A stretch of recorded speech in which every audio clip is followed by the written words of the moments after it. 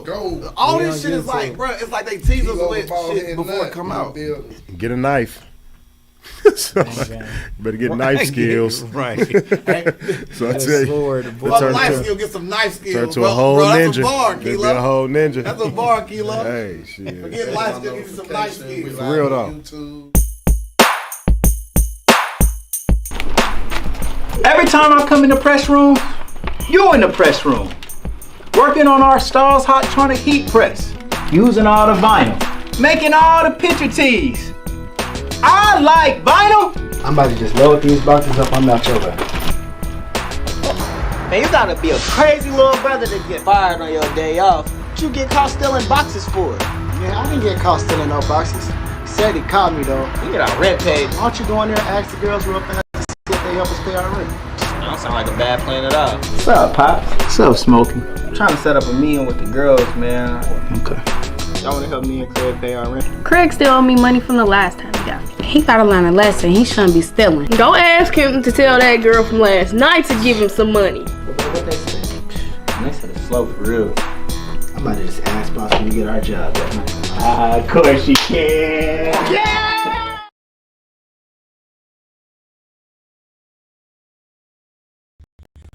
What's up? I wanted to announce today that we do have a brand and video studio inside T-Shirt Kings. Photography. So if you want to have a photo shoot or anything like that, we're having a special 30-minute shoot. As many pictures as you take, we just email them all to you. You don't have to worry about prints. You get your pictures back before you leave. And so everything that you've always imagined that a photo shoot or that video production should be, we're bringing it to you.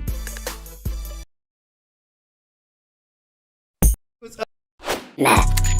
Y'all actually won an award, the Boss Mag 2009 Ohio Hip Hop Award. Y'all won for that media outlet thing. Man, I don't even know. Like y'all won. He didn't even know he won it.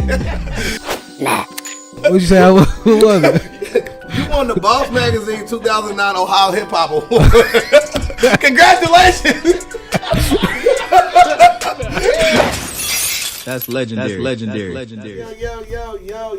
what's good, y'all? It's your boy Peanut, aka Dash Resource. I got my man Stacking Smedro, the Commando. What's good? Yeah. What's up, everybody? We want to get everybody just a couple of seconds to come on in to this live video. So while we are letting you guys come in, if you are watching, go to our YouTube channel, which is the Legendary People Podcast on YouTube, spelled the right way, the white way. There's no Ebonic spelling of the Legendary People Podcast. Yeah, you just spell it out regular. But the word legendary might be a little hard to spell. What you think? Yeah? No? Man, listen, man. Like, do your Googles, man. Do your Googles, son. Do you not the artificial sun China just put up neither. That's a bar, real sun. Man, why you having bars this early, That's man? a good segue. What did y'all? Really? Monique Davis. She refers to her son as the sun. S-U-N. That's the concept, though. That's a 5%er. Yeah. That's okay. So that is a 5% concept, no doubt. No doubt. I like when people say that. And then another thing I people say sometimes is they be like, I such and such, and they have like the word EYE instead of using the word I. Have you seen that? Yeah. Is that more? No. It could be, though. I like it, though. It seems like everybody that do that shit is like conscious. The sun and the earth. Like, it's one of them. Huh? What's called like the gods of the sun and earth? Nah, it's the 5% gods. Yeah. It's the 5% nation of gods and earths. Yeah. Hold on, we got a dog in here today. Yeah. Hey, like, subscribe, ring the bell notification. Yeah. All of our sponsors, what's up with them, man? Sheikhs for breakfast. They got the best breakfast in the city. Agnes All Natural Grill for lunch. Go there before 4 o'clock. Got the best breakfast in the city. Best lunch in the city. Man, when you want to get lit a little bit, get some Kiara Wine. Unwind with Kiara Wine. I have not been drinking. Wine with Kiara Wine. Make the right choice. Attorney Michael Wright, 222-7477 if you're ever injured in any kind of way. And the shoparea.com, they like the baby Amazon. Delivery is always free from the store to your door in 4 business days. So go shoparea.com. You are looking at T-Shirt Kings 247.com. T-Shirt Kings, man, we got the best deal ever, where you get 50 shirts for $250. That's $5 a shirt. That's what everybody been waiting on their whole life in order to be able to get some shirts, flip them, and make a profit. Sell them for buying for $5, selling for $10. Peanut, check your mic over there for me, bro.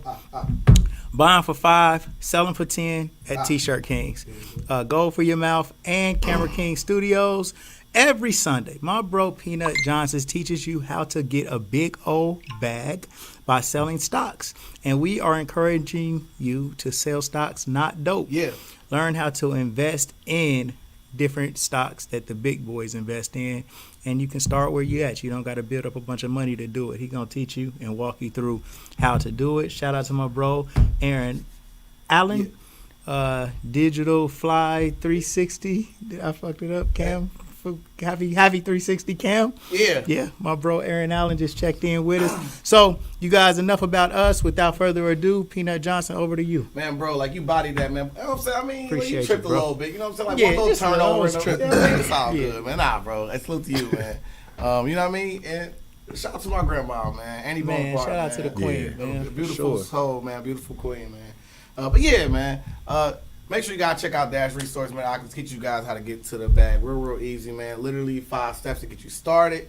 You know what I mean? You literally start off as a trader within the very first step. You already are in the game. You literally start with a free stock.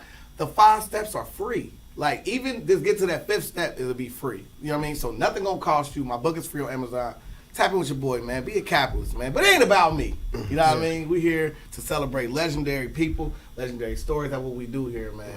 My man right here has such one of those legendary stories that I think is going to be very, very motivational to a lot of people who, you know what I'm saying, who done did time, people who still got time to do. And, you know what I'm saying, to me, I think your story is going to help everybody as a whole. You know what I mean? I want my son to be watching this attentively so he can see, you know what I mean, because you eat out the meat, you eat out the bone. You know what I mean? You take what's good from a story, and then you can move on to the next thing. That's why it's so great that me and Smed has this show and this platform where we can highlight legends, because we can literally put together a success plan for anybody. Because you can literally look and say, I've been through this, where do I go next? But this is where we're about to start next, man. Well, my man, Keilo Lawson, man. How you doing, bro? Man, I can't be complaining. Bro, you gonna rip my damn hand childish, off, bro. man. Don't do that. Big bro, good. Damn, boy. Strong, ain't you? I'm a superhero. Word. I'm a whole superhero. So here on the fam. Legendary People Podcast, we're going to celebrate our legends by finding out the origins. Without further ado, man, where'd you grow up? Dayton, Ohio, Otterbein. Otterbein. Otterbein. Shit. OBM. OBM, baby. Yes, OBM. Yes, sir. Hey, he set the tone. That was a long time ago. He set the tone. Yeah, we was Otterbein. So, like, what was it like growing up? It was different. It was different, man. I was over there since I was 14. Okay. So I left home when I was 14 years old and migrated that way. Before you get that far, let's slide back to like your first memories of growing up. Was that in Otterbein or was that somewhere else? Yeah, definitely somewhere else, man. Okay. My first memories was grade school. Grade school. Like everybody else. Yeah. You know, we starting in the dirt. Yeah, I went to Fairport when Fairport was elementary. Fairport. Yes. I went there. I went Carson. After that, I think I ended up going to Resurrection. Resurrection, Over on Greymont. like the religion church. Yeah, Catholic school. Oh, well, that's Westwood. Westwood. Yeah, Westwood. Yeah. My grandparents grew up on Westwood.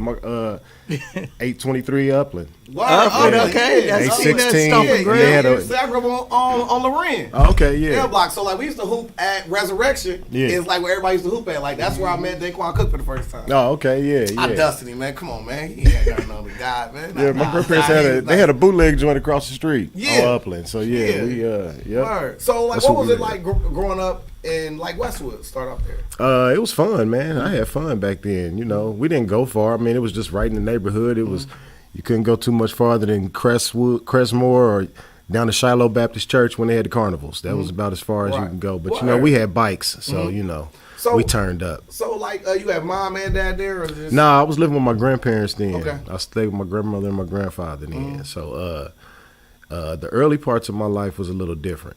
I mean, you know, my What do you my miss? mom, she raised us for the most part. We stayed with my mom for a nice period of my life, me and my brother. But then my father took over. You know what I mean? He snuck his way in. He did some sneaky shit. You know, like she went out of town with her boyfriend, and he ran downtown and got, you know, custody on the sneaky side. Wow. You know what I'm saying? But he didn't take care of us per se. We live with my grandmother. Oh, Well, so is this your dad's mom and dad that you live with, bro, or your mom's mom? This is my father's mother / aunt. His real mother was killed. Okay. Yeah, she got killed back in the day by my real grandfather. Whoa. Yeah, back in Georgia. Yeah. Yeah. So yeah, it's been gunplay a long time in the family. Word. Yeah. So what kind of things did like you see when it comes to like your mom or like your dad, something that like you think about like in your early upbringing, like what like a fond memory of A fond memory? Yeah. It's not a lot of them, bro. When it comes to the fondness parts, like, Yeah. man, I can't even think of nothing like that. The zoo, maybe. I mean, you know, I remember the zoo when I was a kid. I just remember, but I don't know if I was with my father. I was definitely with my mother, but it wasn't a lot of that type of stuff going on. You know what I mean? As far as family, you know what I mean? We didn't have you know, like I said, my father was in the streets. Okay. And he was a very street guy. You know what I mean? So it wasn't a bunch of I love yous and ha-has and he-he's. And my grandmother was a hustler. You know, she played the street numbers. And she had a bootleg joint. You know what I mean? So, you know, she was in the streets. And Moms was just trying to do what she had to do to stay on top. You know what I mean? So, you know, it wasn't a lot of that going on in my life. So were you like the only child? Nah, I got a brother. I got a younger brother. Okay, like younger brother. So like, did you take on like the big brother role, or kind of like y'all kind of? I mean, what's the age gap? Just 2 years. Okay. Yeah, Okay. but I didn't take on the big brother role per se.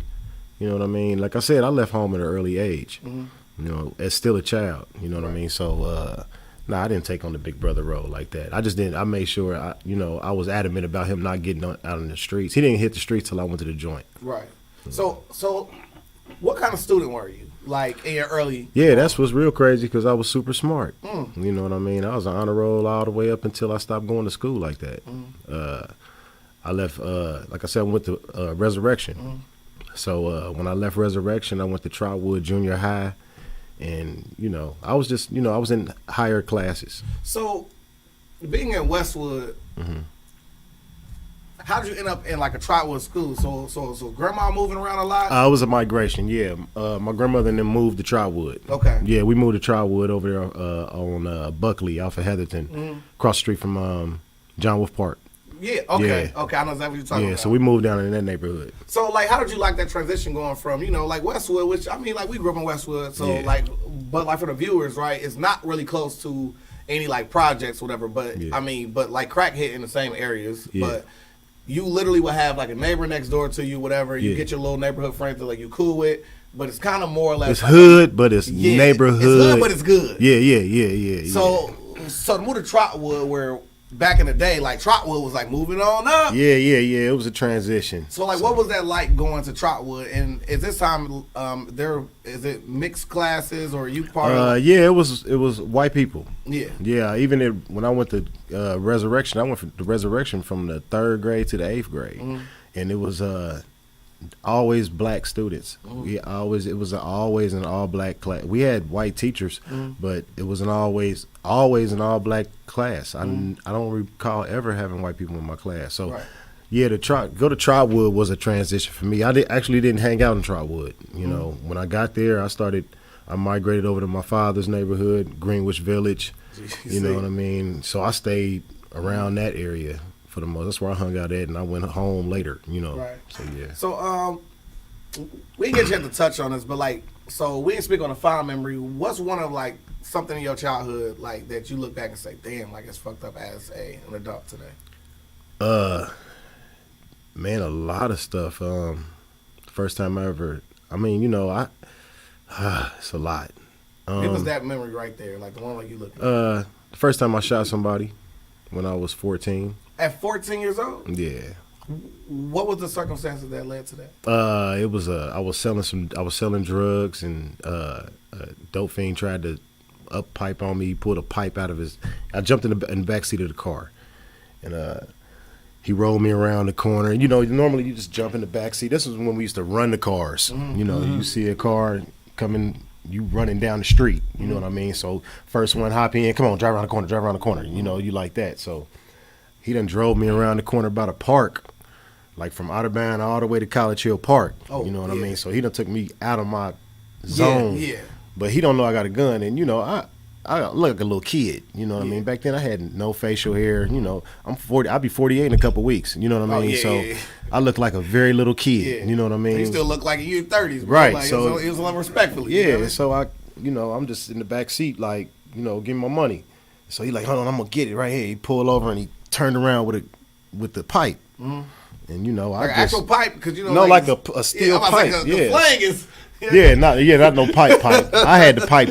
Yeah. He had I had a pipe. Mario pipe on you. Yeah. So he went I had like to this. to another world, baby. Yeah. We changed that up. Man, for everybody that's watching this on Facebook, I know our stream is a little choppy. If you go to YouTube, Legendary People Podcast on YouTube, you can see a smoother stream, or you can just continue to listen because we're trying to fix the stream. But y'all keep talking because they can hear us. Word.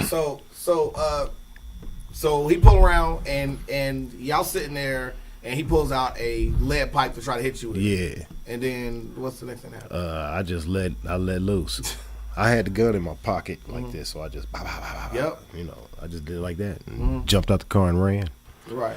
But you know, it was a long run, you know, and that right there, first thing that came to my head was the fear that I had. You know what I mean? That's why I said, when you said the memory, that was the scariest. Like, the scariest part was running away. Yeah. You know what I mean? Not knowing if somebody was chasing me or something. You know, so that's a memory that I have. Wow. So, I mean, like in that moment, I mean, clearly you're defending yourself. Act of you selling drugs, it really would have been justified by someone trying to attack you. Right. Really. Yeah. So, like, what happens after you leave the scene? I just went back to the block and kept it moving. What the fuck? I mean, after they hit him up, like, you went right back to the, like. Yeah, I went back to the block and kept it moving. I mean, you know, that, you know, when you're young, you don't, you know, you don't think like that. I mean, you see what happened. So when you're young, you don't think like, let me get my ass somewhere and clean up and move, you know, get away from the scene. You don't think like that. It was more like a run down there and let everybody know I just shot somebody. Right. You know what I mean? Like, shit, I just popped them up, you know. So before we progress further in that story, I want to go back to when you first decided to start hustling. So we got that peg. We'll come back to that. What was the thing that ultimately led to you start, like, being in the streets, start hustling? My initial time when I first started selling crack, I was on the RTA skipping school. The Rita. Yeah, and a guy I know who I will not say. Yeah. He was on the bus with me, and we chopping it up, and he just pulled out a bunch of money, and I'm like, bruh, where you get that from? And he showed me, you know what I mean? Right. And I didn't go to school that day. You know, I followed him on up to Summit Square. The Square? Hoover. Yeah. Summit Square. Yep. I was 12 years old. And to pause the story for a second, man, this is exactly what I said earlier, that you was like, why do people choose to go down these roads to that lead to a ultimate death or ultimate jail sentence? And I said the reason is why, because the very first angel investor is like a dope dealer. He gonna put you on for free. Yeah. Just pay my money when you get it back. Like so if we can find a way of reaching kids at that point, like, think about just at that point. Before we get to a point, let's do a reverse, but like Butterfly say. What do you think your life would have been if you wouldn't have did that? Definitely on point. Definitely on point. Well, I can't say that. That was number one. I'm not an if, could have, would have, should have person. Okay. I don't like dealing in that realm too much. You know what I mean? Because it don't count. Yeah.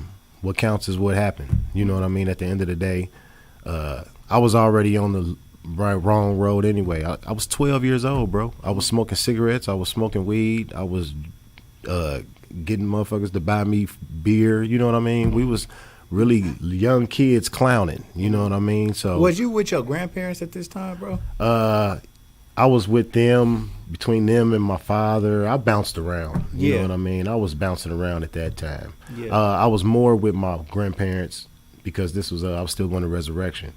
You know, Did what I they mean? used to ask you about any of the street shit that you was doing, or Nobody, man, bro, listen. Yeah. Nobody knew what I was doing for years. Right. Let's be clear. You Yeah. know what I mean? Like, I was my father knew more than anybody, Yeah. but he was a street nigga.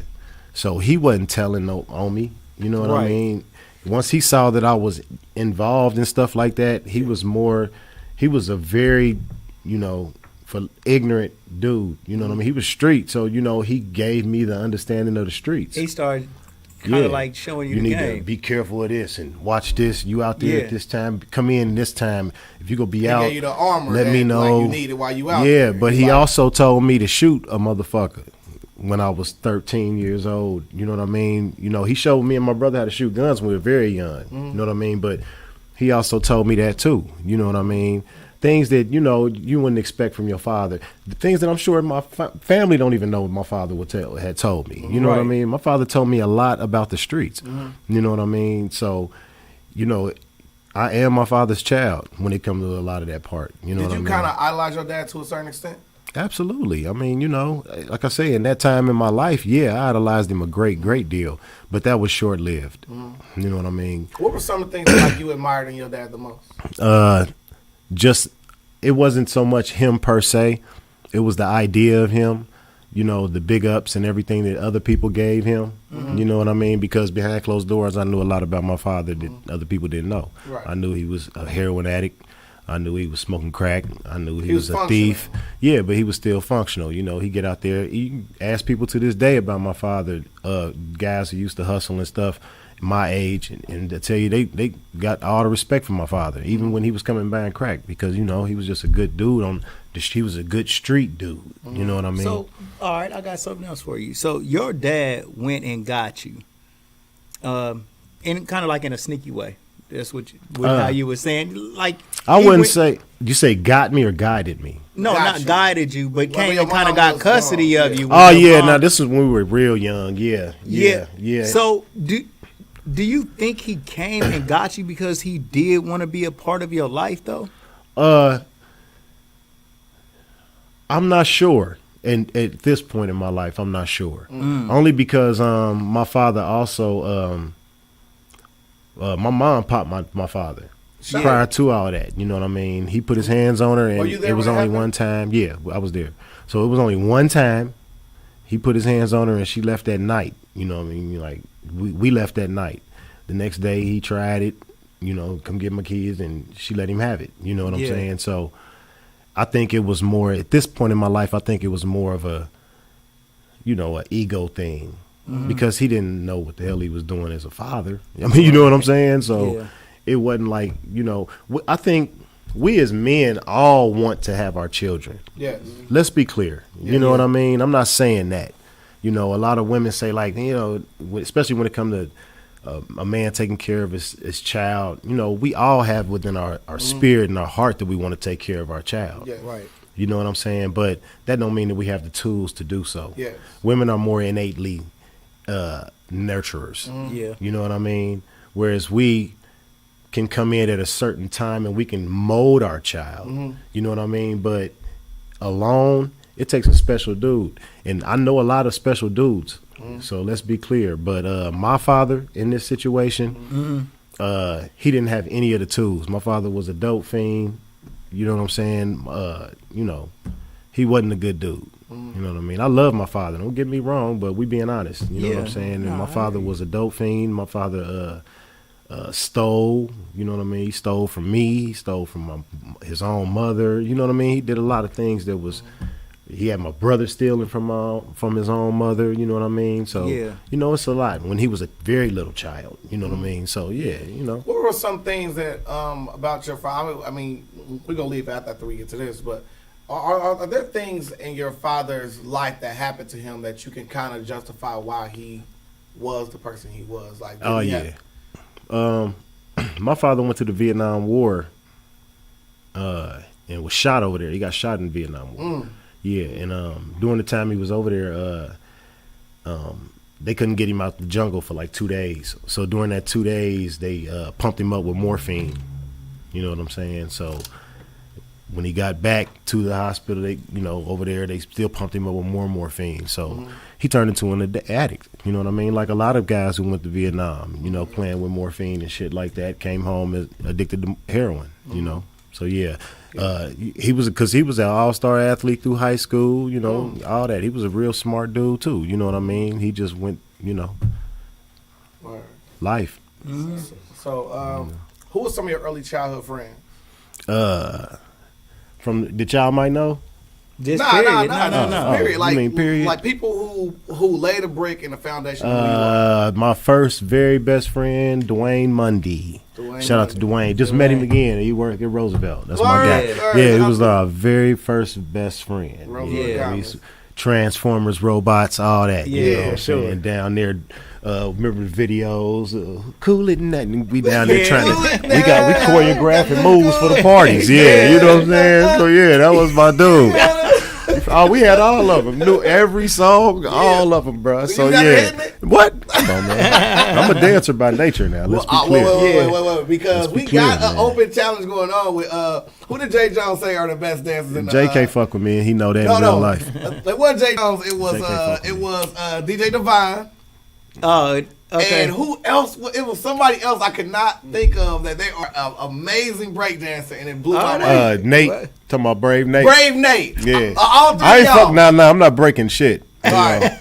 I done tried it. Last time I tried to do the windmill, my back was messed up for like 3 days. So wait. I used to be a windmill master. Who would have won and like y'all dancing proud? I'm look, it's nostalgia. In my alert. prime. You got 3 interviews and they link. You just gotta connect them. Man, I was a beast, man. In your prime, you. Brave Nate. I'm not about to. Brave Nate man, listen. and DJ Divine. Keilo, what you mean? I was gonna say, boy, I was wave master. I don't even know Divine, but he can get it too. He know what it was. I don't know, bro. Listen, he didn't play back in the day. He just hit it.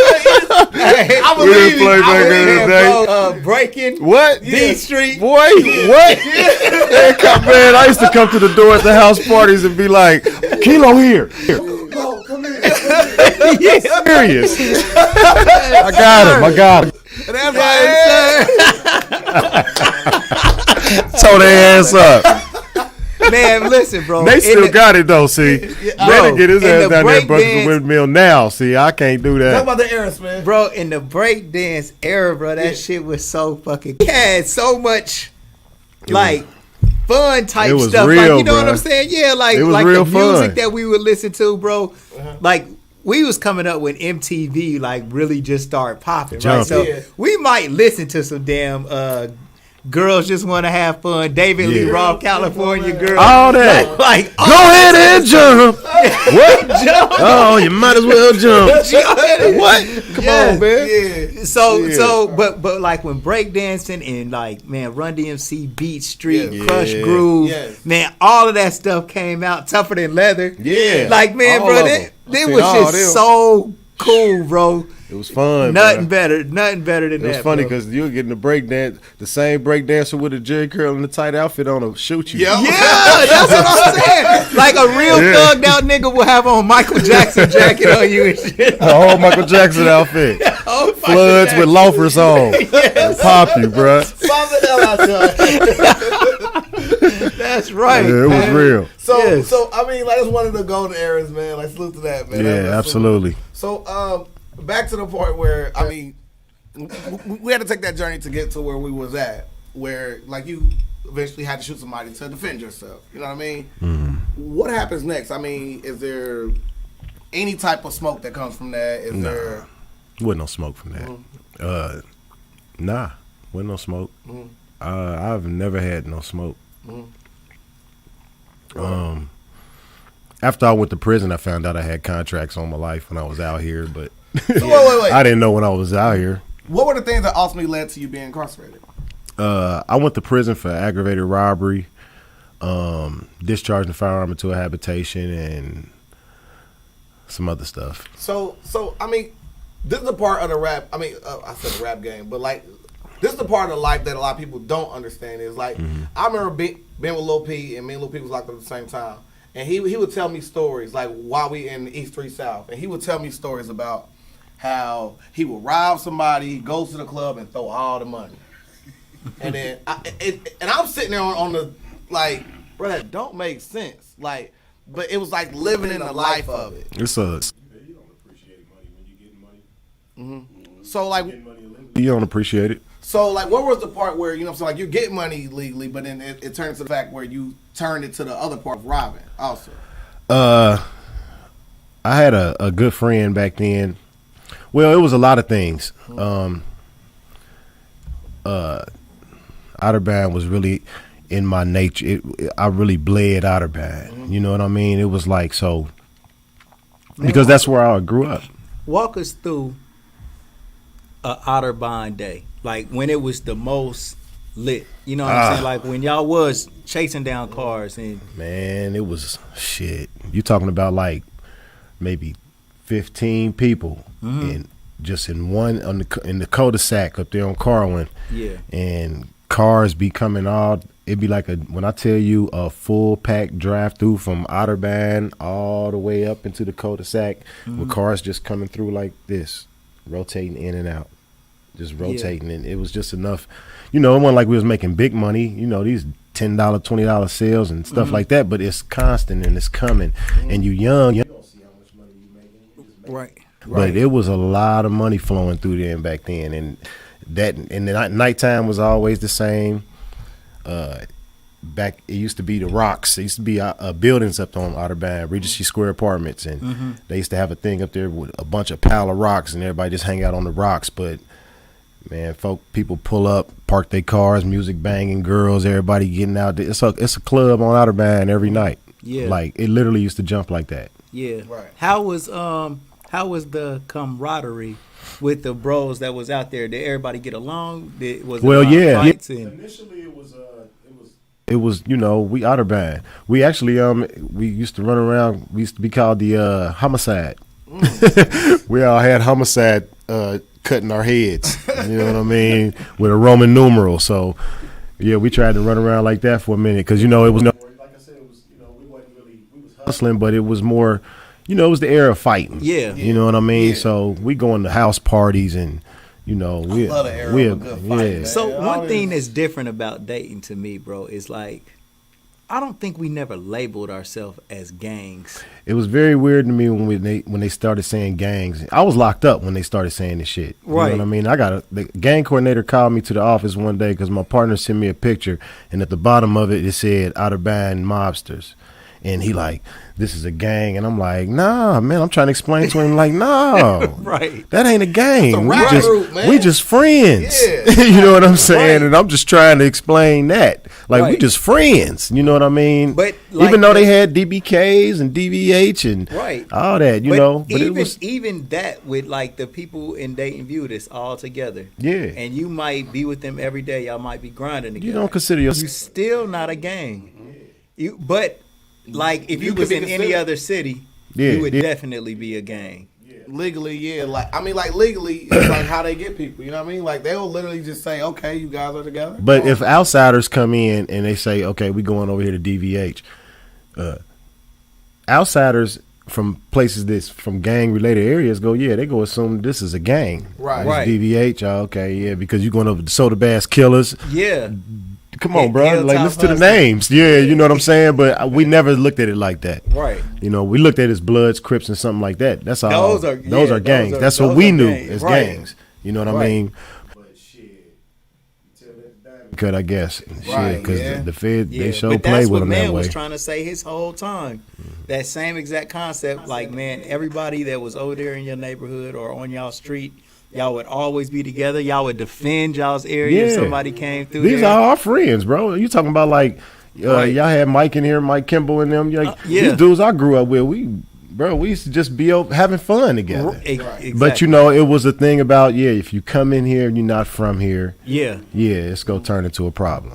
You yeah. know? So, you know, like the robbery situation. I mean, because Yeah. like y'all getting money. You know what I mean? Well, it So like, how did it turn towards like, well, I need to make this faster than I'm already getting it? Well, I could just stand out here and make money. It was a lot. It was a lot. I had a lot of friends who started going to jail, and they was going to jail because of dope fiends and people was snitching on them. Right. So, you know, I started my trust really went left.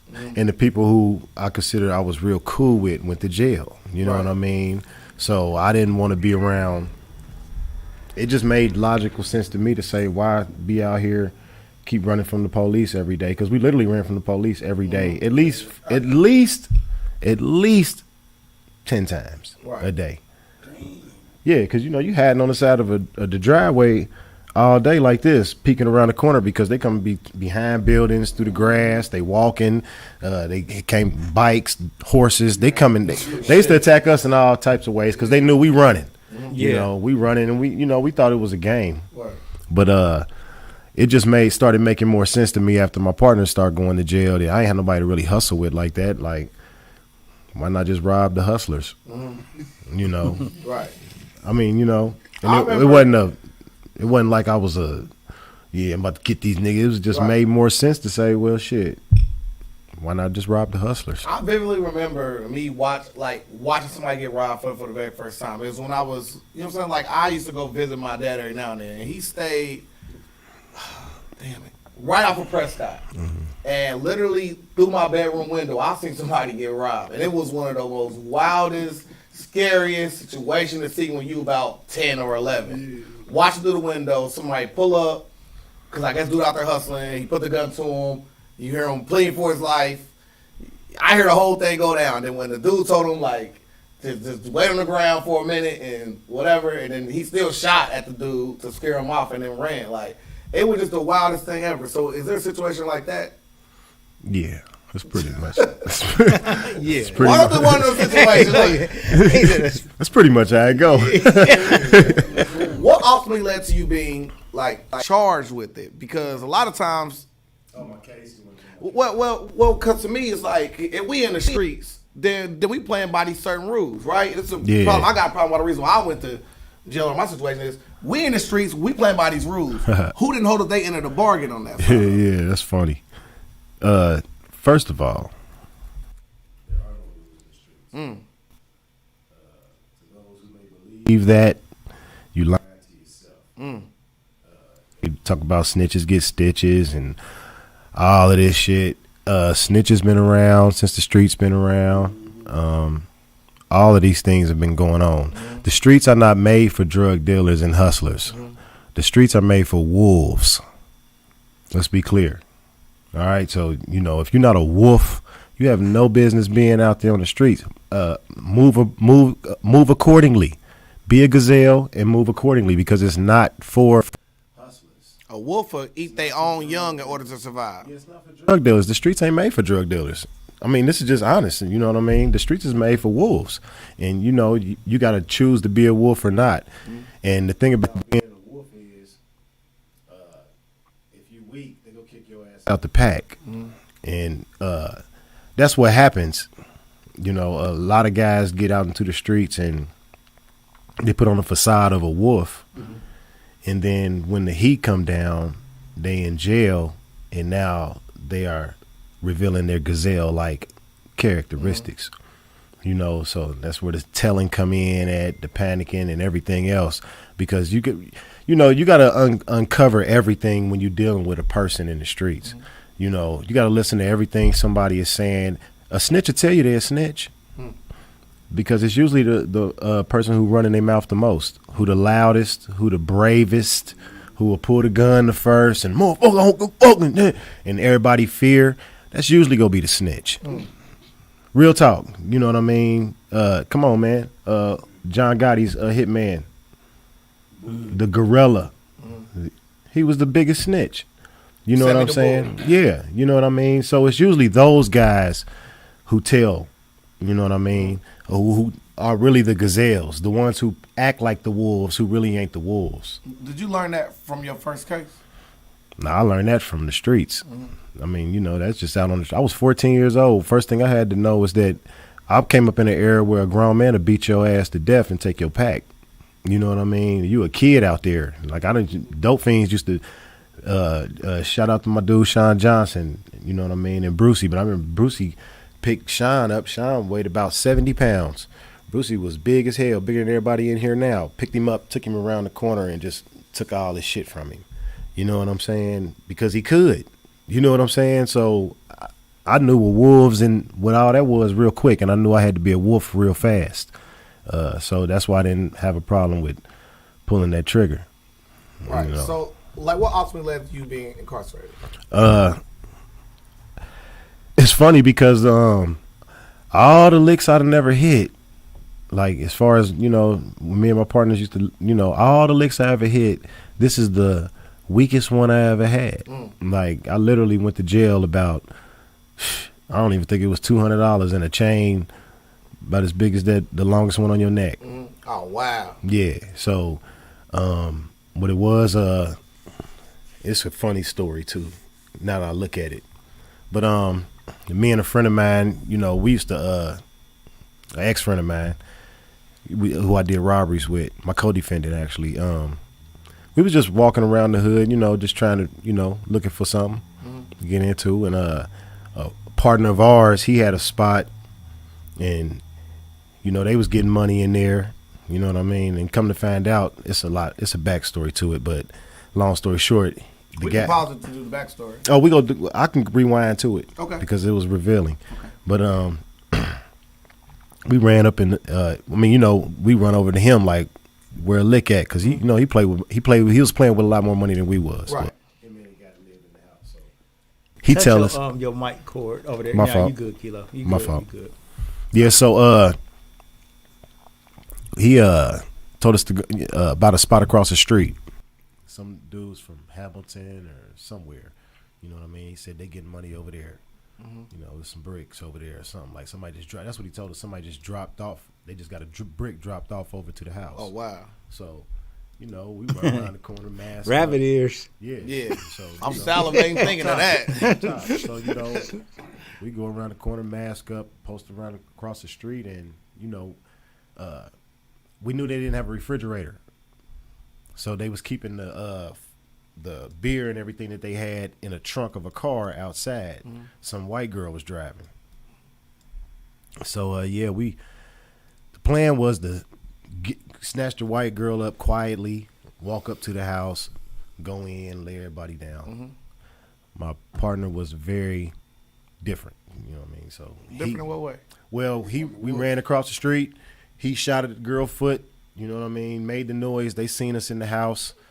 So I ran up to the door, kicked the door in. When I kicked the door in, all the back doors slammed. So everybody ran to the back. And so me and him start shooting up towards the ceiling, you know, at the top of the door. Like, run up, come on out. So they come out.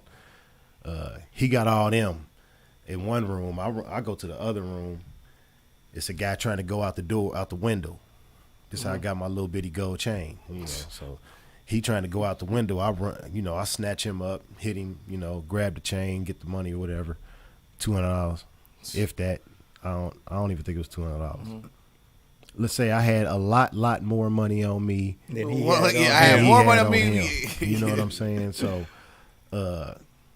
we run up out of there, run around the corner, change clothes, you know what I'm saying? The guy who told us about the lick, he comes around and picks us up. So this where the thing get crazy. We take the clothes and stuff up to my co-defendant's house, drop everything off, shoot down to Prescott. The whole plan was to just go grab some beer from the Prescott drive-through right down the street from my dude's house, and go on back up to his house. But he got a bunch of chicks in the car and all that, so we ride all the way down there, down Gettysburg, get swooped. Damn. Yeah, it was like that. All you had to do was steal the beer. Wait. All you had to do was steal the beer that was in the trunk. Remember you said the white girl all got the beer in the trunk, man. Right. We just took the whole truck. Go ahead, Slim. Go ahead. Well, no, what I was going to ask was, did the people that y'all robbed, did they call the police and report a robbery? Absolutely. That's crazy. Well, the white girl, she's a civilian. She was just over there with some guys. You know, she ain't like she was hustling. It was the white girl. Yeah. You know what I mean? So she got shot. Well, she got shot at. She got Oh, shot by her okay. foot. He didn't shoot her. He shot by her foot. Okay. So she made a report that the guy who told us about the lick, she thought it was him because he drove away. He was only right across the street from each other. So after it all jumped off, he drove away. Oh, man. You know what I'm saying? Right. So she saw him leaving thinking it was him. So when we get downtown the next morning, you know, they show us all the stuff. The girl done said that he had something to do with it. Right. So that's when me and my co-defendant went ahead and said that we did it. So make sure that he didn't Make get sure that he involved. didn't get involved in Yeah. it. Yeah. But See, you know what's even that's weirder? we was just talking about that. What an upstanding king, bro. Well, yeah, but come to find out, there was never anything over there to begin with. There was no evidence. Oh yeah, he There wasn't told no y'all to go and evidence. hit He a. only told us that because he was afraid that we was gonna rob his nigga who was inside the house. Because he was an easy lick. Everybody used to rob this guy. Yeah. You know, and he had him paper. So he was scared of that. So he diverted us to go over here on a dummy mission. Wow. Yeah. Yeah. So that's how I got my aggravated robbery. Damn. So that moment that you're down there and, you know what I'm saying, you got to do the little detective hole. They come in there, they talk to you, say, man, I don't know this and the third. Boom, boom. And then, like, eventually, like, you confess. So at that point, would you consider that your legendary mistake? Yeah, absolutely. Because prior to that, I mean, I done been involved with the police before, and it was I don't know. Teach your tongue to say I don't know. I learned that real young, so it was always I don't know. Right. But in that situation right there, where the loyalty is misplaced, and that's why I try to tell people. You know, and that's what my whole understanding of the streets is. That's why I say it's for the wolves, because it's a dog eat dog thing out there. You know what I mean? Even though I was stand up and admitting. You know what I'm saying? Why did he send us on a mission? Right. You know what I mean? Yeah. So it was all, it's just a bundle of fuckery when you're dealing with the streets. Yeah. You know, it's chaos. The same person chaos. you protected set you up on a dummy mission. You know, Yep. and feel bad about it, you know, because he looked out for me my whole bit. You know what I mean? He was like one of the only people who looked out for me in my whole bit. Yeah. You know what I'm saying? So ultimately, what did they sentence you to? I had another case with that, so they ended up sentencing me to 11 to 25. So, I mean, you being in the streets, you know what's going on. The moment you're sentenced and they tell you that number, how do you feel the moment that you hear that number? I was numb. I didn't even know what was going on.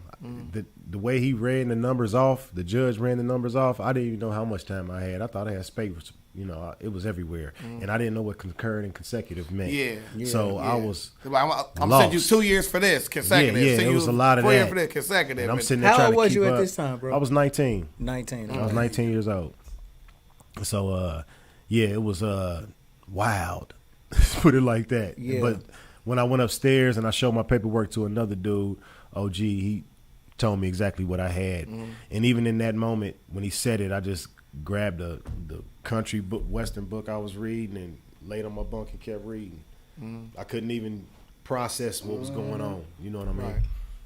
So, Yeah. was your dad there at your sentencing or any portion of your case? Nah. Man, I had cut ties with my father prior. I had actually pulled the trigger on my father. You know, we had got into it. He had thought I was going to jail. Like I told my son was 8 months old before I went to prison, and he thought I was going to jail when I was going to a hearing. Yeah.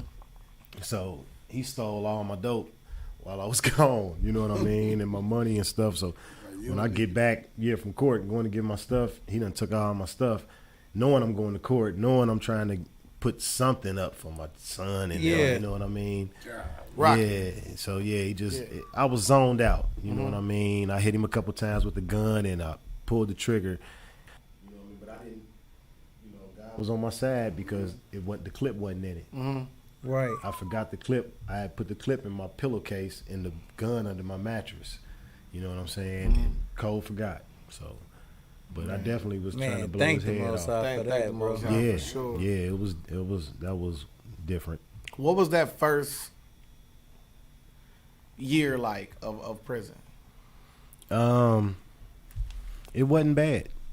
I mean, you know, I hate to say it like that, but I've been in and out of DH my whole life, so I was pretty much, you know, I knew what was going on. First day was some shit because Let's go there. Yeah, I saw a rape. Wait. The very first day I was there. In the county. What happened? Not in prison. At Ross. Well, I had left CRC. I was at Ross, Okay. and it was a guy from Cleveland named Duck, big dude, and it was another little dude. They, you know, I just came in, put my stuff on the bunk, and I'm just sitting there, you know, looking around, and you know, they scanning the new dudes or whatever, but they on the second range watching. And some little white boy go to the shower. He got his towel on. They watching. So the little dude that's with Duck, he go downstairs and divert the CO's attention and pull him back into a spot they call C-section away from the pod. Uh-huh. Duck went back to the shower, snatched it open, hit him with a 3 or 4 piece, drug him out, pulled him to his cell, closed it, and put the shit sign up on the door. I was like, what in the fuck just happened? So, yeah, What? He walked down because this is different. it had to man. be a noticeable walk in between there. So he literally went into the restroom. Well, you know, Well, it like wasn't clean far, area. you know, like the showers is on the range. Right. So they like standing by the shower. So say this is the range. They might have been right here in the showers. You just bust a turn and right there. You know what I mean? So Yeah. his cell is right here. You know what I Right. mean? So yeah, it was all in close proximity. Seen But a you know, I done victim. seen a lot of rapes down there. I mean, you know, the heavyweight champion down there boxing, he was a cold rapist. If it's a CO, you know, if they had a CO that wasn't on a regular CO on the block, he'd come up in there, catch him in the shower, thump him out, do him bad, leave up out of there soaking wet with the hoodie on. So damn, bro, I've always heard that. But this is the beginning, you know. Well, it's but the early years of the 90s. right, but I have heard that prison rapes is exaggerated and shit Yeah, because yeah. it's already gay people in prison Yeah. that they can just Well, yeah, it's not. But co-mingle. this is the time when, after the Lucasville riots, like right after the Lucasville riots, I Yeah. got locked up in 93, 94. Yeah. So this is during the time of the riots. They had a lot of Lucasville guys migrating to I was in the block where the majority of Lucasville people were at. right. So you know what was I'm you saying? was locked up with the hardest criminals. bro. in 3 the, weeks in the later, state. 3 weeks in, it was a damn. My first fight was with a gay dude. My first 3 fights was with gay dudes. Yeah. 3 weeks in, it was a damn race riot. You know what I mean? I'm walking from the shower. I ain't got shit on. I'm trying to get to the shower. They get to going crazy. You know what I mean? So, yeah, it was different back then.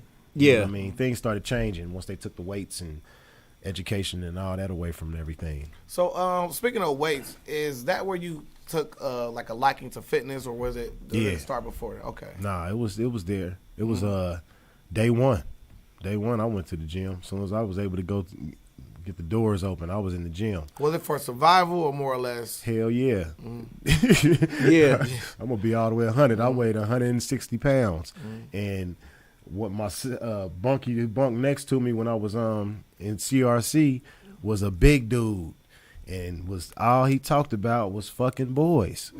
You know what I mean? Like that was his thing. You know what I mean? To the point to where I had a bunch of pencils sharpened up with rubber bands, and I slept on my back. Like, Yeah. I'm gonna poke the shit out of this perv. Like, he coming here because you don't know. He would you know what I literally mean? tell stories of him. Bruh, he was talking, bruh, he used to I don't know if he was doing it just to be messing with us because there was a lot of young guys there too. Yeah. You know what I'm saying? It was him and a couple of older dudes. Now I look back, I think, you know, he was They more just exaggerating. just fucking with y'all. He's a punk, you know what I mean? Yeah. But the way he used to be, bruh, you know, it was enough. But you couldn't be sure. And then when you get to prison your first day, Stay there. you see a rape to confirm all the validated shit. everything. Right. You like, I'm going to the gym. Yeah, so I'm He working out. validated that platform. Right. As soon as they allowed me the opportunity. Right. Shout out to Sean Palmer from Hamilton, Ohio. That was my first workout partner at CRC. We took me to the gym. Yeah. First time ever getting up under some heavyweight. You know what I'm saying? So, yeah, I kept working out. Right. So I mean, we might as well just be there now. So like nowadays, you see people with cell phones and stuff like that in prison. What do you think is like kind of like the reason how they can get that in there? I don't know, man. I'm not telling how to get it in. I know how to get it in, so I'm not going to say. Because to me, like, you know what I'm saying, like, to me, you know, like during the COVID situation, to me, it was beneficial for them to have that type of stuff because you see people that's in there going through it. You know what I mean? And for them to get a chance to get help because they're like, yo, look how they doing it. Yeah, it was crazy. Why do you think they're not allowed to have cell phones in there? Escape is the number one reason that you'll hear from the security of the police, you know, of there. I mean, come on, man. You got some people trying to go home. You know what I mean? One of my cellies when I was in Lebanon, all he talked about was escape. Because he knew he wasn't going home. I promise. Yeah. All he talked about was escape. Was there a situation where you seen somebody try it? Yeah. Yep. Yeah. They did. Seen it twice. Wait. Was anybody successful at escape? Absolutely not. All right. Hey, tell me how. One of them was my little dude too, man. I don't know what happened to him, bro. He was just bugging out that day. We was on the bench and just out there chilling, and he was just facing the fence. And he just looked at the fence the whole time. You know what I mean? And so they closed the yard. And, you know, I was on the bench with him chopping it up. Yeah. We all walked away. But ain't nobody paying attention, and he ain't busted no move. He just sitting there still staring at the fence. Yeah, you know, so we done all went to the block, and you just hear him making some noise. This motherfucker done ran to the fence and tried to jump it. Now, mind you. Barbed wire. From top to bottom. Right. So he just up there like a fly. Fly trap just... That motherfucker stuck. They got stick 'em on that shit. Yeah, bro. That shit hook into your skin. Oh, you know, like it's hooks. Ends of them. So yeah, it's gonna grab you. You know what I mean? Yeah, he tried it. Wells, man. That was crash dummy move right there. That was just, man. You can't. Wells, man, in his defense. Damn, now I'm at 3 now that I think about it. Yeah. Wells, man, in his defense. In his defense. Yeah, let's hear this. That's the joke. You get a point. That's the joke. In his defense. Oh, my God. Did you see that guy after that? Did you see the guy anymore? Yeah, Nah, he was gone. Another dude. They'll roll you out, bro, as soon as you try to you up out of there. You ain't. Wait. You're not going back to the yard. Like He's the most right. He's the most mental conscious person. Like he's the smartest one. Like, nah, this ain't normal. I need to get the hell up out of here. Like, I ain't gonna keep putting me in this daggone yard. Let me. I need to shoot freedom. my shot. Yeah, like. So. Yeah, he lost his damn mind going that way. God damn right. So what's the other way? Yeah, one dude. He got into his mind that he was a Navy SEAL, and he was he was on a mission.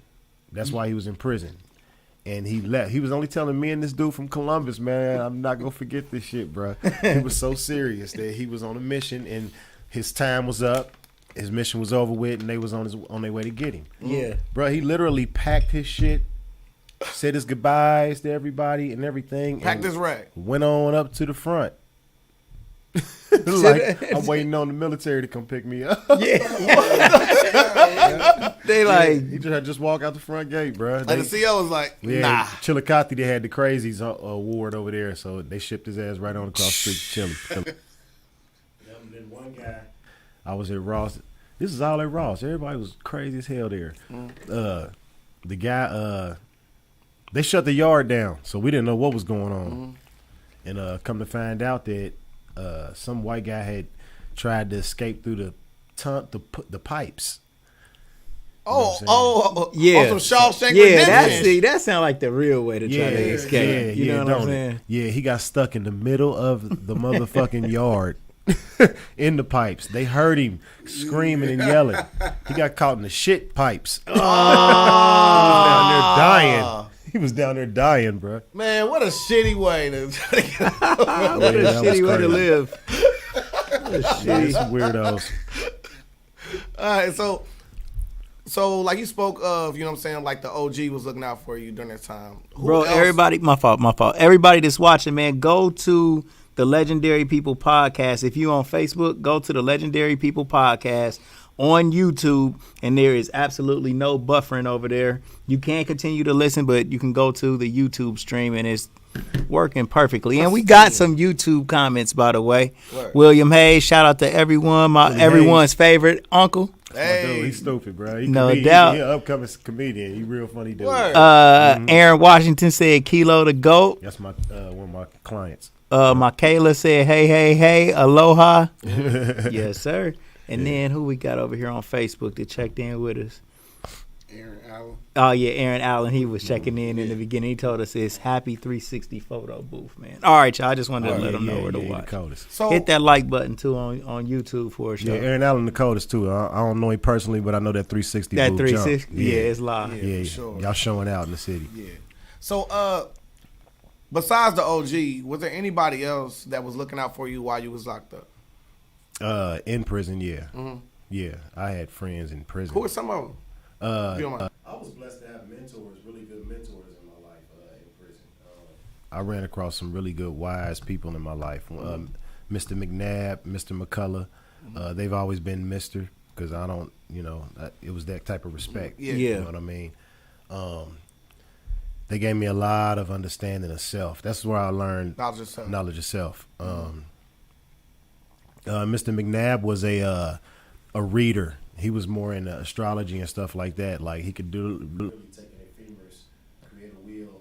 from your birth date and tell you your life. And that's how he attracted me. I was attracted to I him love because he stuff like literally that, bro. told me my life. Yeah. Like not washovers like you would read on a horoscope. Yeah. Right. Like details. You know what I'm saying? So that was powerful for me. So I was very drawn to Mr. McNabb. We called him Yoda. Is he You know still what I mean? around? He passed away. He actually was crazy. He made a will about his own death. What? And he died In the way that the will will. in that time period. He knew when he was going to die. Yeah. What? Yep. He foresaw his death and he died accordingly. Wow, man, Yeah. Mr. McNabb. That was Yoda, bro. I'm telling you, he was Yoda. He was a godsend. he was locked up with you, Keilo? Yeah, he was locked up with me. Okay. And he was much older than me. He came from an era of he was from New York and he came from an era of Chicago. He's from Chicago. Mr. McCullough's from New York. He came from an era of readers where the hustlers passed out books. You know, the Black Panther era where they passed books out. So he taught me how to build my character through reading fictitious books, through fiction, written by black authors. You know what I mean? Like he spoke about different authors and, Aquarians and how they write more poetically, you know what I mean? Color Purple. Yeah. What's her name? Alice Walker. She's an Aquarius. Toni Morrison, Aquarius. You know what I mean? Very poetic writers. Then you got people like Libras are relationship people. The lady who wrote Stella Got Her Groove Back, relationship person. All of her books are relationship stuff. You know what I mean? So, it delves into the character of people. And when they're written by black authors, it makes you start pondering the question why when you talk about people.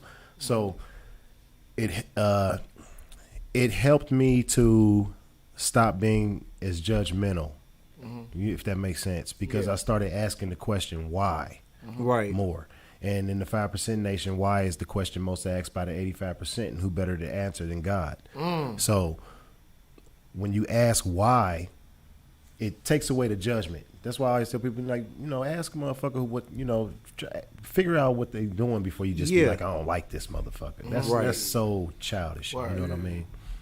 And just recently, I've even got more insight into that because we need to start asking ourselves why more, if that makes sense. We need to start asking ourselves why we move a certain way. I had, I was speaking to my therapist today, and it was just like he put that in me. You know what I mean? One of the things that I have to do is go over Corinthians 1, talking about the God in me. Well, I'm a 5%er. So my ideology is that the black man is God, and it comes from that. You know what I mean? Because when Jesus was asked of the Pharisees when the kingdom of heaven would come, Jesus said, "The kingdom cometh not with observation. You look here or there, but the kingdom of heaven is within you." So that's the concept of the black 5% nation. We deal from the understanding that God dwells within us. So that's what we respect as God. Right. So my therapist brought that back into my attention today through Corinthians 1. And it's like, we really got to start digging deeper into ourselves and understanding and appreciating that part of who we are. If we dealt from the God within in everything that we do, how much pride. And I'm not a religious person, right? Let's be clear. I'm not saying that. I'm talking from a place of spirituality and growth where we can understand each other and start being better people. Man, you know what I'm saying? So if you operating out of the position that the Most High is within you, your confidence, man, will just be at such a high level that you will try anything and stay on top of it until you get it right. Until you get it right. Yeah. You know, it should just and you'll be more appreciative. You'll be more respectful. Right. You know, especially when it comes to terms of the people that you love in your life and the decisions that you make. Right. And treating affect them. Well, what I was gonna say, just to kind of build on that too, is like treating other people as though God is within them. Yeah. You treating everybody else as like they God. Yeah, we being godlike. We are being all day, godlike. And you know, he used to look at 5%ers and be like, you know, y'all, you said you God, but you know, when you get an understanding as you get older, this is what we talking about, right? So when the black man is God, is just that. It's not a lie; it's a fact, right? You know? And I mean, most of the people who may disagree, the Bible and Christ says that ye are gods. Come on, bro. Psalms 82. I'm not gonna sit here and argue with nobody on that. Right. But I know what helped me to get to where I was, and Mr. McNabb was one of those people that made me start asking the question why about myself. So to me, I just want to draw two different parallels, right? So like we got this whole woke movement, right? It kind of spawned. That's funny. I mean, it kind of spiraled because people were sitting in their house during COVID, not being able to leave. Not the same conditions of being in prison, but a diminished part of people's normal day where they'll just be outside doing things. People got a chance to look more into themselves, and you see the woke movement or whatever.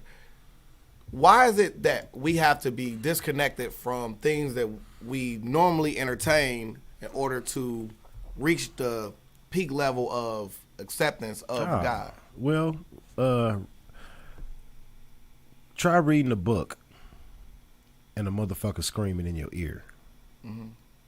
Does that make sense? Right. It's the same thing with life. We are in a society where it is created, chaos is entertainment, and all this shit is what we have. That is the scream in your ear. Yeah. If that makes sense. So you have to really dig somewhere deep within yourself, or get quarantined, go to prison, or you know, something of that nature, or something really, really traumatic happened to you in your life in order for you to gain a place where you can be still and listen to your thoughts. You know, I tell kids when I was going consistently to go see kids that my mistake was always not listening to the whisper when I did something, because I don't care if it was a fight, bringing somebody's doorbell and running away, you know, or shooting somebody. It was always a whisper in my ear saying, don't do that. Right. Before I did it. Right. Always a whisper. You know what I mean? But I would drown it out with, you know what I mean, how to survive in South Central. Something. Yeah. You know what I'm saying? I would drown it out. Or, you know, popping pills, I'm drinking liquor, smoking weed, you know what I'm saying? All the things that deter the whisper. Block that whisper out. Yeah. So it's important to listen to the whisper. You know what I mean? Believe in the whisper, because that's God residing within you, making some noise. Nice. He's so deep within you, it just sound real quiet. But he yelling. You know what I'm saying? He yelling, but it's a whisper. Right. Because the devil, right, you know, or whatever you want to call it, the negative energy is always going to be more abundant. Let's be clear. The negative energy is always more abundant until you turn the light on. Right. So like during your prison time, I mean, are there times where you up for a review to come home and then you get denied? Yeah, I got denied. How many times? The first time? Only once. Okay. What was that like I mean, like, were you optimistic, pessimistic about the opportunity coming home? Were you thinking that maybe it was going to happen? Hope for the best, expect the worst is the law in prison. When you go into the board, they took the parole board away, I think in like what, 90 something, I don't know, I can't remember. But they took the parole board away, so anybody under the old law, which I was, still had to go see the parole board. Yeah. When people were going to the parole board, bruh, with 2 to 10, they do their 18 months, and they go to the parole board, and the parole board will give them the rest of their 10 years.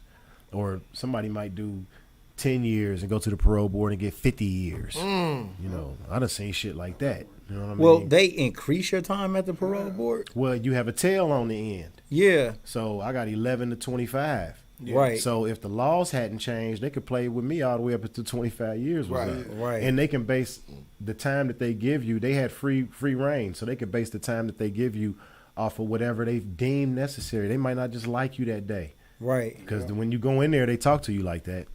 You know what I mean? How do they come at you? Yeah, like how is it, bro? They read your case and how could you be so stupid? What was, they try to antagonize you and get you to bite. Right. You know what I'm saying? And a lot of people still be trying to defend themselves. You know what I'm saying? But when you're wrong, you're wrong. Right. You know what I mean? Yeah. Just be honest with yourself, and you know what I mean? Regardless of how you try to defend it, it's on the paperwork. You know what I mean? I was just smart enough to go in there and be like, you right. I'm stupid.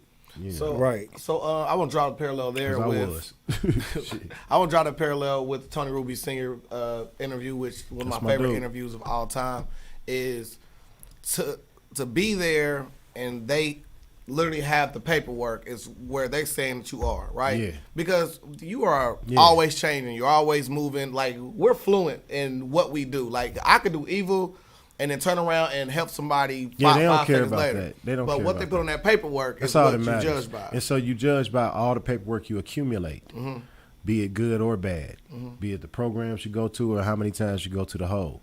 So when you go to the parole board, that's what they look at. Right. And 9 times out of 10, I don't care. It was so bad back in the day, bro. I don't care if you went to every program. I've been to 12 anger management classes. You feel me? 12 of them. Yeah. Right. You know what I mean? I still ended up getting more time at the parole board. Wow. They don't care about all that. You know what I'm saying? So what was it like going there, getting denied? Well, because, like, you don't get denied that same day, right? So, like, so like the same day. So, like, how was it handled? Like, they kept it moving, man. Okay. They deny you right to your face. Yeah. In the room. We'll continue and you return back. You know what I'm saying? Yeah. Right. Yeah. So, like, coming back to your rack, was it like, you know what I'm saying, like some of your, you know what I'm saying, like your OGs in there, were they kind of like supportive, holding you up, or was kind of like? It wasn't even no need for it, bro. I mean, expect the worst, hope for the best, and I was already talking about 6 years into my bid already, or 7, something like that. So it wasn't. I was numb to going home until I knew I was gonna go home. Right. You know what I mean? The laws changed, and a friend of mine, shout out to Tony Brooks, he showed me some. He showed me the guidelines. I'm like, shit, I'm 2 years over my shit. I wasn't they're supposed to let me go when I went the first time. Right. You know what I mean? So when I went the second time, I wasn't, I knew I was going home. Yeah. Yeah. Right. So what's it like to have that feeling knowing, you know what I'm saying, like you going home, and then noticeably when you come back from the parole board, you know what I'm saying, you got everybody looking at your face to see when you first walk in there. Like, what was it like? I mean, were you smiling noticeably, or were you trying to keep it cool because you're like, man, the niggas will think I'm fool if they see. Nah, you happy when you go home. Everybody understands. Yeah. Smiling. Shit, what you mean? Shit, they gave me my papers, baby. Up 60 days. What you mean? Yeah. You happy. I mean, of course, people go feel some kind of way, but people who, you got friends in there who really want to see you home, it's a good thing. And that's all that matters. Yeah. Would you say that this are conditions that were like you can literally feel what slavery was like to a certain extent? Absolutely. We was just talking about this before we started that people deal with a lot of things that they call stress out here that causes stress, and hell is a state of mind. I believe hell is a state of mind. People create their own hells. We was talking about a post I wrote earlier, like if you go through hell, keep moving. You know what I mean? Right. Stop. Through hell, you walking through hell. You feel like you going through hell right now. Don't stop, because why the fuck would you? You know what I mean? So, in that same concept, you gotta, people create their own idea of in their own mind, and who am I to judge what somebody else is going through in their mind? Right. Yeah. It is their hell. You know what I mean? But in prison, it's physical, and you see it. You know, you've put yourself into slavery. Yeah. You know what I mean? Where you can't breathe. You have someone who has control over your breathing, your speaking, your pissing, your sleeping, your walking, your talking, your everything. No exaggeration on that. Like, whenever they decide they want to kill you, they can kill you. Yep. We used to be in the cell and just like, bro, just imagine if they just decided to just let out some gas in these fuckers. Ain't nothing we can do. Nothing. Right. Trap. You trapped. We have literally put ourselves in. I remember one time I had to piss like a racehorse, bro. I was a tutor at Lebanon. I was a tutor in the computer program, and it came back to my cell, and I'm just trying to get in my cell because I got to pee. The CO just sat there. All he had to do was go to the wall and go like this. Yep. Just made me sit up there and wait for like 45 minutes. Oh my God. I'm saying, and then like threaten you if you move, you're going to the hole, and those things you gotta, that's why I don't understand how motherfuckers just keep going back to prison. That is just so weird to me, how you put yourself in a position to get back into a position like that where somebody has control over your being, bro. Yeah. You know what I mean? Like cattle. Right. I wasn't Keilo. I was 287-606, and that's how you get rocked. 287. You know what I mean? So Yeah. I don't understand it. So it's really weird. So to the young kids out there that will say, I'm too good to go work at a job like McDonald's where you're getting paid minimum wage. How much do people get paid when they're in prison? If you get a decent job in prison? I think the highest you make in OPI is like $30 a month. Yeah. A month. Yeah, they get like $30 a month, something like that.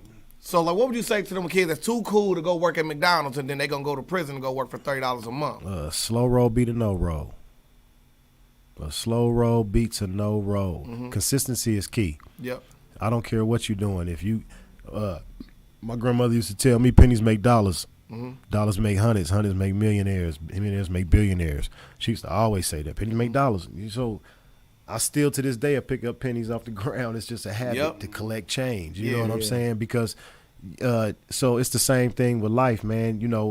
It's easy to get out here and these boys out here in the streets right now getting money. You know what I'm saying? They're getting way more money than we was getting. Yeah, I see a lot of paper. But be smart with your money, man. You know what I mean? Rich people invest. You feel me? Poor people spend, rich people invest. Invest. I ain't saying how you got your money is what the right way to do it. I ain't knocking nobody's thing. Who am I to judge? But invest. Ain't no sense in having a bunch of fucking money and you ain't doing nothing with it. Right. But jumping, bouncing around the clubs and buying cars, shit that depreciates in value as soon as you buy it. Clothes, which is really the wackest shit ever to buy. Yeah. You know what I mean? To spend so much money on, especially the sparkly list anyway. Yeah. Invest your money. Put your money into something that's going to bring back some type of return. That's how you get out of your situation. You don't get out of your situation by thinking you just go sell drugs out of your situation. There you go. That's not going to happen because you'll never appreciate the money that you make because you always thinking the dope fiend always going to be there. I can always get him. And that ain't how it go. That's the whole trap. Yeah. You feel me? You want to be in the trap? That was a really weird word for him to create. Yeah. Right. I was like, damn, when that came out, I was like, that's powerful. Yeah. And for everybody to just grab hold of it, like, that's cool to say I'm in the trap. Right. Like, nigga, when has it ever been cool to be in a trap? Right. In a trap, bro. Yeah. You know what I'm saying? So, that's how slow they making it out here now. You know what I mean? They put all the money out there, but they done made the game really, really slow. Right. Where it's so much easier to catch you, get caught up and get caught and do a lot of time for nothing. Right. So I tell all young people to, man, stay focused on what works, and that's the slow roll. Okay. You know, invest your money in something and watch it work back for you. So, you know, when you sitting down for that long, I mean, you got a whole plan of what you're putting together. Mm-hmm. What was your plan to, you know what I'm saying, like be cool when you get out? What was your plan originally? Originally, my plan was to be a successful drug dealer when I come out. So you want to get right back in there? Yeah, my first 3 years of prison, I was I was in my zone. It was like I was still on the streets. I was running with dudes who we smoked weed, drank Foxies. Foxies, Yeah, with the coffee and the cooler. Mouths, and we did street nigga shit in there. So my focus wasn't really there. You know what I mean? It was until after the 3-year mark when people started leaving my life, and you know I got into a big thing, and you know as far as the whole and a lot of drama in the joint, where I started really focusing on myself and changing what I wanted to do. I always wanted to be a better person for my son.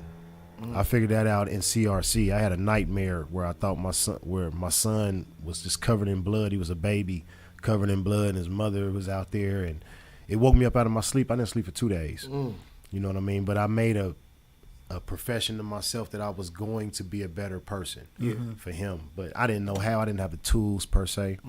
But I was along the right path. You know what I mean? I ran with Muslims. I ran with 5 percenters. You know what I mean? Hebrew Israelites. I ran with conscious people, but I was still moving wrong. So, like after my 3rd year, I made a conscious decision that I was go do something better. That's when the 5% Nation really delved into my spirit and showed me that, you know, I'm a black man that's much more than this. Right. And I deserve to be better. You know what I mean? So it was then that I made a decision. I was watching Tony, what was the name of that show back in the day? Light skin afro with the glasses. Tony, it's the Tony Parks. What was that man's name, bro? He used to do the interviews back in the day. Well, anyway. He a bro? Yeah, he was a He black from here dude. or somewhere else? He used to just be on PBS. Oh, okay. And he used to be called the Tony something show. And he just interview black people and stuff like that about politics and all type of stuff. Wow. Yeah. So he had a lady on there and was talking about computers and stuff, and was talking about and he posed the question, which that's why I mess with him, because he posed the question, well, say if it's somebody coming out of prison or somebody who has, what can they do in this transition? How can they get into the computer industry? And she told him there'll always be somebody needed to fix them. Tell him to start, you know, thinking along those lines. So I came home and went to school as an engineering technician. Tony Brown's Journal? Tony Brown's Journal. There we go. Go. Okay. Yeah. Word. That's my dude. So like when you get out that day, you know what I mean, do you say goodbyes to the people that you hold dear? Like, what's that like before we like cut off the prison part of it? Like, what was the last day in prison like for you? I was rushed. I was just trying to get up out of there. It was 8:31. One day to wake up. Like 8:31 a.m. when I walked out the door. Yeah. I know exactly when I left. So Word. yeah, it was just rushed. I was ready to go. All that was done the night before. You know, I gave everything away and I left out of there with nothing. I was so excited to get up out of there. I had like $190 or something like that still on my books, and they gave me the cash. And my brother brought me some clothes. I done threw the clothes. I got undressed and threw the money out and everything else with the clothes on. Yeah. I'm not looking back. He like, you get your money out. I said, keep driving. I don't give a damn about that money. Oh, you threw it out the window? Go. I got undressed in the car. You know, I didn't get up out of that. That was shit. the $190 that you got from the robbery when you got picked up.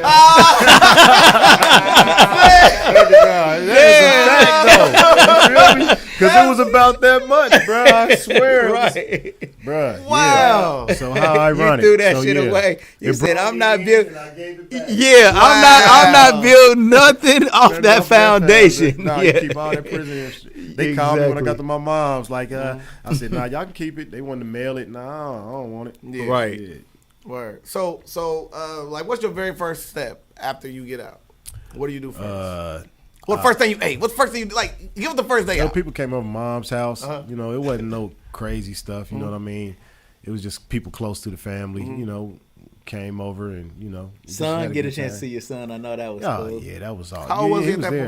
point? He was 9 going on 10. Yeah, so yeah, that was the best. That, for sure. Yeah. Do you remember the first thing like you ate? I don't. Okay. I don't. Yeah. I don't remember. Right. I can't remember. I don't think I had any requests per se. I don't know. Yeah. It wasn't, Right, yeah, it wasn't the focal point. Nah, it was euphoric, man. I was in a state of somewhere else, man. Right. You know what I mean? You For just a can't minute. believe that you just Yeah, I'm home. free, man. Yeah, it was weird. Because Yeah. the streets had changed, Gettysburg, all that had changed. Yeah. Everything looked different. You know what I Yeah. mean? They had highways everywhere. What year is this, bro? 2002. 2002. Yeah. Oh, so we in the 2000s Yeah. now. Yeah. What is the Shit, first thing man. you noticed, like culture-wise, besides like Gettysburg? What the first thing you saw was like, what the hell is Cell this? phones. Everybody had a phone. Yeah. Right. So that was wild. Everybody. I'm like, damn, it just rad. You see everybody with a phone. Like, Yeah. I'm like, oh, so everybody got phones out here, huh? It's Yeah. like, yeah, that was wild. Because when I left, burners was $75. You know what I'm saying? You got a phone, you get a burner for $75. Right. So, yeah, I didn't. That was weird. Word. The So, phones. you got to go through parole and stuff like that. Yeah, 13 months I was on parole. I had a real good parole officer, but I wasn't trying. I was cutting dry to the most part. I worked on a train track down here by GM. When they used to have GM down there, we cleaned out and all that stuff, the train tracks, before the trucks got loaded onto them. Okay. So I did that, and I sold a little weed. Word. I did that for a while until I went to school. What'd you go to school for? Electronic engineering. Yeah, I went to ITT. I graduated from ITT, computer engineering, electronic engineering. Did it come to you kind of easy, the way? Yeah. I've always been smart, man. I'm a smart guy. Right. Yeah. Right. You know what I'm saying? For sure. Facts. So yeah, it didn't. It was quick. I did real good in it. I was successful in it for a long time. And what drew me away from working for somebody is my mom told me one day, if you're not happy when you wake up to go to work, don't make a change. And I was working. I was making good money. Don't get me wrong. I made very good money as an engineer and technician. But I just didn't like people telling me what to do. I think it's the thing about being by myself for so long in my life. I've been on my own since I was 14 years old, bro. Right. You know what I mean? Like, I've been taking care of myself. So having somebody else tell me what to do all the time is kind of weird. And then once they start showing you how much money they making on the back end and they only giving you 3%, that hit a little different for me. So I just decided one day I just walked out. I was working at a spot called PDI. Shout out to them. They was a good spot to work for. Don't get me wrong. But I just, when noon came, lunchtime came, I just got in my car and never came back. Right. And I've been independent ever since. You know what I mean? I worked at Fuyao for a brief stint, but for the most part, I've worked a few factories actually, but I've always done my own thing, and I love to train. So when I left there, I got my certification through ISSA, and I trained. And for 2 years of that, that's all I did. I didn't have nothing else. I had an $800 apartment, and shit, I trained. Yeah. People think it's easy hustle, but the way, then it wasn't like I was in a gym or nothing like that. I was $20 pops. Come on in, I'll train you $20. You know what I'm saying? Right. So I'm at the gym from 8 a.m. to 9 p.m. So you spoke about before in a post where you felt that you were institutionalized. Yeah. And in what ways would you say that, like, it was noticeably glaring to yourself that you was institutionalized? I don't like people close to me, if that makes sense. Like, I had a real bad anxiety about people getting close to me out here. You get, how people be in line and they right behind you. This is how people are in line in prison. Yeah. Oh yeah. Yeah. Like, you respecting everybody's space. You about this far apart. When people, you be in grocery lines and people like walk up on you. Yeah. I had real anxiety about that. Right. I mean, people getting that close to me to the point to where first time I was at Gettysburg Kroger's, I had to get up out of there. It was just too many people. It was just moving around. just moving too quick. You know what I'm Yeah. saying? So yeah, I had to go outside and get It some air. wasn't enough control. Yeah. Institutionalized. Wow. Institutionalized. You Wow. know what I'm saying? Yeah. Yeah. You know, I was all my 20s I was in there. Yeah, You know what I'm right. saying? My developmental years was in prison. So Yeah. yeah, and it was that, and it was the touchy-feely, you know, people want to, what's up, man, and touch you and shit. You know, I didn't like that. Yeah. Right. Yeah. I'm real handsy on, And I'm still- real handsy on like handshakes. Like I bring it. You feel me? I love it. Yeah. Yeah. I do now. Yeah. Like you good. But you know, you were, that was weird, wasn't it? Nah, you. What happened? I'm cutting that part just to Yeah, that have ain't as a what that meme. meant. Like that was weird, wasn't it? That was strange. That was good. Yeah. So. But yeah, it's institutionalized definitely. I still got a lot of institutionalized ways. Bro, what do you like most about training? Like you know, Seeing other people happy. yeah. I like to see other people.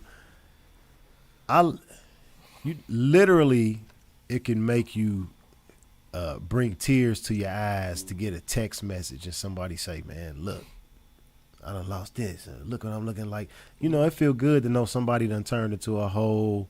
Yeah, They done changed their life. for sure. You know what I'm saying? So that's the best part for me. I like to see How do people. you get somebody to see the long-term vision in training and working out? Because I think, like, it's not something that you see your results right away and you kind of got it in your mind, like, man, I want to lose weight, but you have to.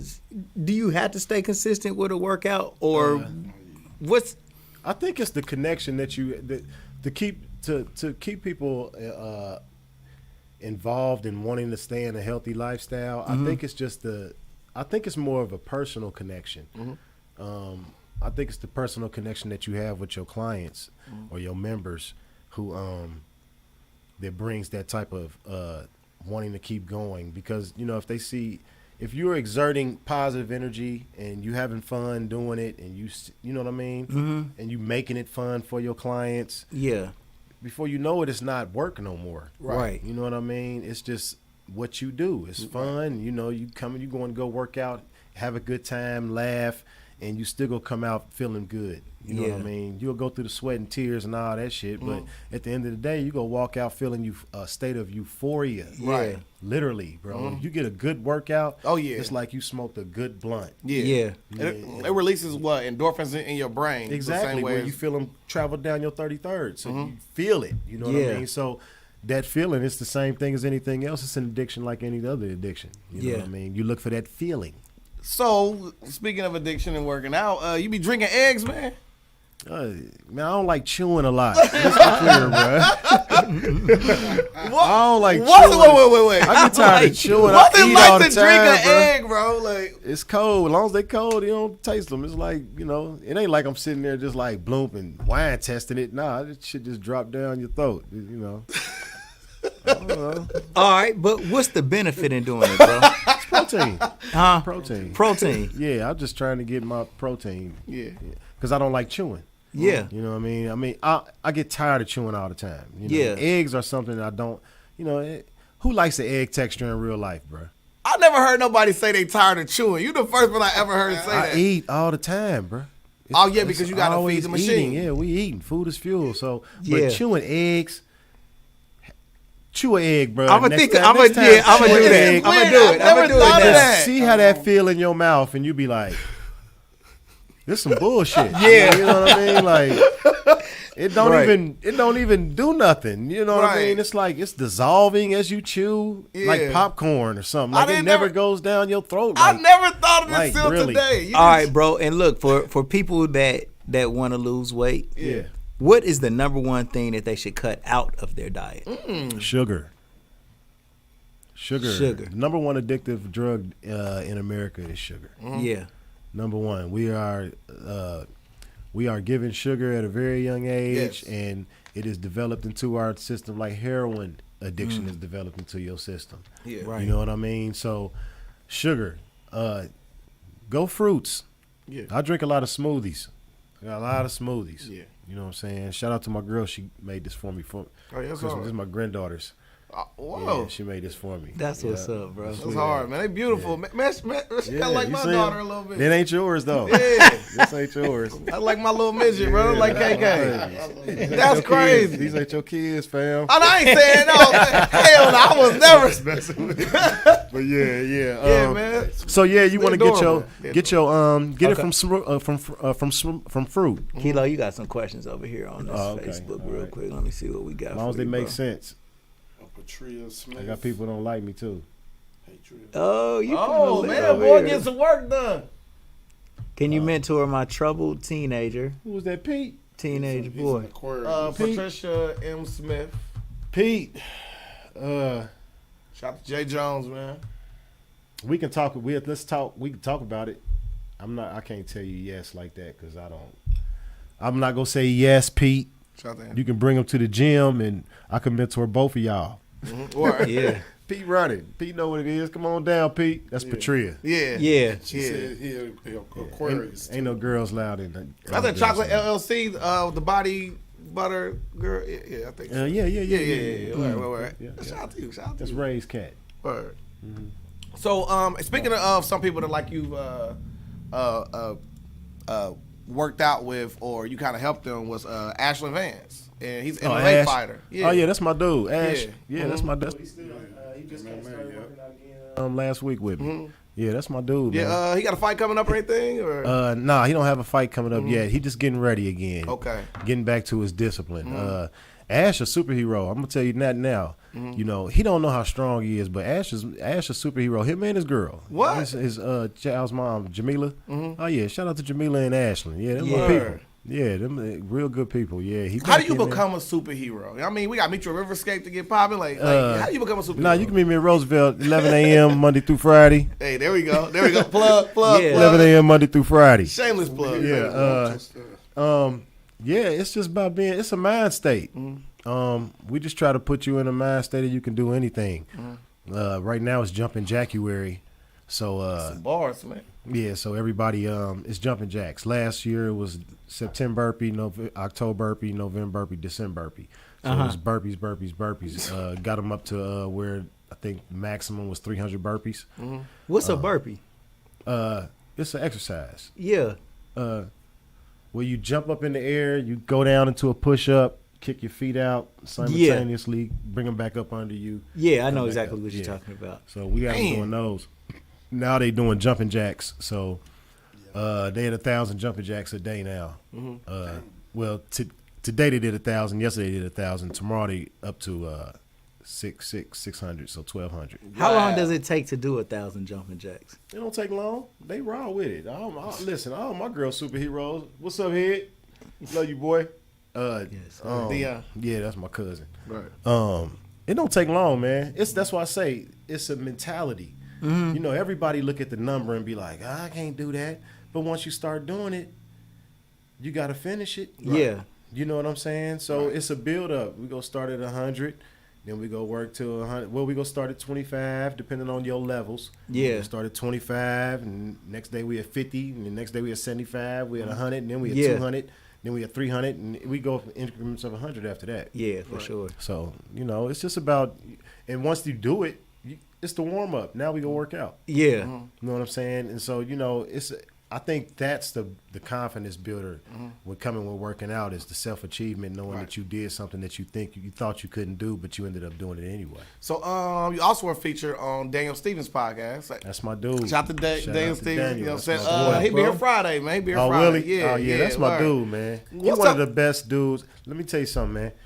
Genuine, as far as being a genuinely good person, that brother is a genuinely good person. Yeah. bro. Yeah. Like, Yeah. nah, no lie. I ain't never met him before. And you know what I mean? He reached out and, you know, it's been a good friendship ever since. He's really a good person, man. Yeah, I can kind of, you know what I'm saying, like speak to that because when I reach out to him, you know what I mean? Because, I mean, I've watched a bunch of his interviews. Like I said, I love podcasts, so I don't just be like, I want to listen to mine. I'm not that type of person. Yeah, I yeah, really yeah. show love, and I'm in his group and Oh, watch yeah, a bunch of his yeah. podcasts. And when I scheduled him to come in Friday, we talked for probably 2 hours on the phone. Absolutely. You know what I mean? It was like, it was a talk to real you. dope Yeah. build, and like, we got a chance to talk, which we're going to talk about it Friday, but he have a lot of the same gripes with like guests that we have, and it's like the dopest thing ever. So I can imagine. Me and him gonna get a chance to like get it in. I cannot wait. You know what I'm saying? But on the podcast, you spoke about interacting with kids at the park. Yeah. Yeah. So I mean, is it kind of like you've always had like that big brother like thing, or was it kind of like you trying to give back to a certain I just feel like when I was in prison, we used to pass the 5% lessons on to other people, adults, and then a year later they back in prison. You know what I mean? Man. It was like they was manipulating the lessons to their own advantage and coming out here and doing the wrong things with them. So it's like we came up with the understanding that if you want to reach the black man, reach the black woman and the kids. You know, so my concept is I've always been better with kids. I feel like kids are better than even going with women. You know what I mean? Right. I just feel like, you know, they have less shit up here. You know what I mean? From society. So yeah, I just like kids, man. And I think they gravitate towards me more than I gravitate towards them because I don't want no more kids. You know what I'm saying? But yeah. Which is really weird because me and my son's relationship sucks. You know what I mean? That's really weird. Yeah. I've I got a lot of guys who are in their 30s and around my son's age who look up to me. You know what I mean? As a father figure. You know what I'm saying? So yeah, that's really the blessing behind the curse. Right. You think about it. So like tell us about some of the things that you know what I'm saying, like you find interesting in like your boot camps, and what is the part where because like, you have a really really nice class of people coming down to work out with you. What are some of the things like they say that you help them with the most? Because like like losing weight really ain't just losing weight. There's always a underlying issue that goes along with it. And it's usually the idea of Cain is a slave word. I believe Cain is a slave word. And I always tell people that Cain is a slave word, and that's the biggest issue that you come across with people having to build their confidence up to the showing them that they can do the work. People look at the videos that I post and stuff like that and be like, I'm not messing with him. I get that a lot, but be realistic. Everybody's not getting that type of work coming through the door. You know what I'm saying? Right. Though everybody you see on the videos worked up to that level. We had to start from ground zero. So I start from ground zero and build them up. So I put the post up like that to inspire other people who don't feel like they can do it to get to that level. Right. I got to work on it though, primarily because I got a lot of people like, I don't mess with you like that because we like going crazy. So, but that's not the case. Everybody is worked out today. We got a comment from Peter MC. Facts. Kids are definitely the way to change the world. Absolutely, man. I believe the children are the future, but you got to whip their ass into it, man. You know what I mean? Yeah. Especially in this day and time, man. I think the biggest concern that I have with today's society is this is the age of technology. And it's such a double-edged sword where kids are getting this is also the time of the most suicides amongst kids and stuff Depression like that. And all that. It's because they're eating steak. You know what I'm saying? What a mistake. So, That's a bar. All right. You got me? Roll with the bar. That's a mistake. Y'all sweet as fuck. That was an office joke. Yeah, right. But yeah, he's got bags and bags. I see. He turned around to you too, like, let me shine. He's quick. He looks. Meat not good for. No, what I mean as far as the information, as far as technology, kids are getting a lot of information that their brains ain't even able to really encapsulate and understand. You know what I mean? And so. Why do you think that's why they depressed? You're getting a lot of information that you don't know nothing about instead of being a kid. Yes. We from an era where we went outside, bro. Yes. You know what I'm saying? Take your ass outside. You didn't want to come in the house. Yeah. It was taboo to go in the house. But now we so stuck in technology where we want to be in the house and we want to be confined. Motherfuckers don't even know how to have a whole conversation with you, bro. Right. I'm not even being funny. No, like seriously. You could talk to a child, bro, and start talking to them, and they talk like they are writing a post. You know what I'm saying? So it's a lot of that. It's the double-edged sword. Information, it's way too much information. Yeah. And it's still a scream. I think that's just a louder scream. Right. I like to compare, you know what I'm saying, like that to, like, for instance, like, we found pride in being the best basketball player on our block. That confidence turned into you trying to go out, venture off to play other people. And then, you know what I'm saying, like, you build a little small bit of confidence. Maybe you go somewhere and you feel like you get your ass dusted at that court. I ain't going back there. I'm going to go somewhere. I'm going to get my buckets. Right. That built us this type of confidence that we use to move to the very next level, rather than the kid today can be, you know, working his butt off, working his tail off, and then he can open his phone and see somebody 2 years younger than him dunking from the free throw line. It's going to make you feel like you were not as great as you can be, because they think basketball is life. Basketball is life. But they don't understand that outside of basketball is where you take from those relationships, those times when you on a basketball team, that time with a coach. Camaraderie. Those things are the things that you use as building blocks going forward. Yeah. So I think they keep getting jammed up in that point to where they don't get a chance to graduate mentally to where they can see the matrix. You know what I mean? Yeah. That makes sense. That makes sense. So, man. I think that social media can be very depressing too, man. Yes, absolutely. Like, you go and you just see everybody's highlights and their best moments, and those are the posts that's getting all the likes, and then you just look at yourself like, damn, thinking bro. that this is reality. Yeah, or when will it be my time to life shine? Not like that. Right. Yeah, you're right. Right. You're right. And I mean, that's why sometimes I think like about being careful about posting too many achievements, man. Yes.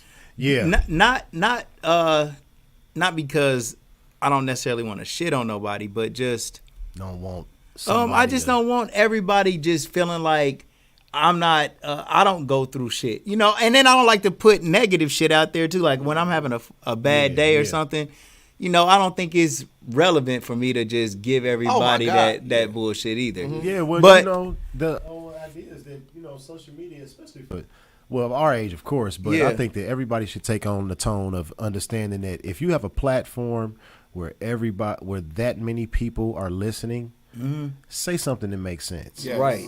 You know, right. Especially as adults. Right. You know, I don't, you know, it's entertainment and I understand that. Don't get me wrong. I get on there, laugh and shit. Can't help right. it. Yeah, it's wreck.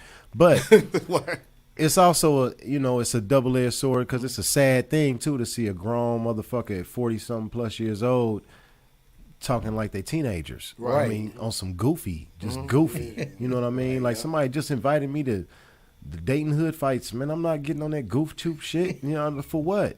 So I can see a bunch of kids fighting, bro. That's just corny as fuck. Speaking of which, if you guys are having a conflict, me and Smed has joined forces to help out in this and assist. If it's a dude with his baby mama issues, we got Shauna to help out. We really want to help. Shauna just came back to the gym today. Shout out to Shauna. Shout out to Shauna. Shout out to Shauna. Yeah, man. But seriously, like, we really want to help and facilitate that. You know what I'm saying? Just conflict resolution. Yes, man. conflict. Like, Okay, man, yeah, like, that's dope. Yeah, man. Mediate. When shit don't have to go as crazy as it does sometimes, a lot of times, man, you can work these things out, man.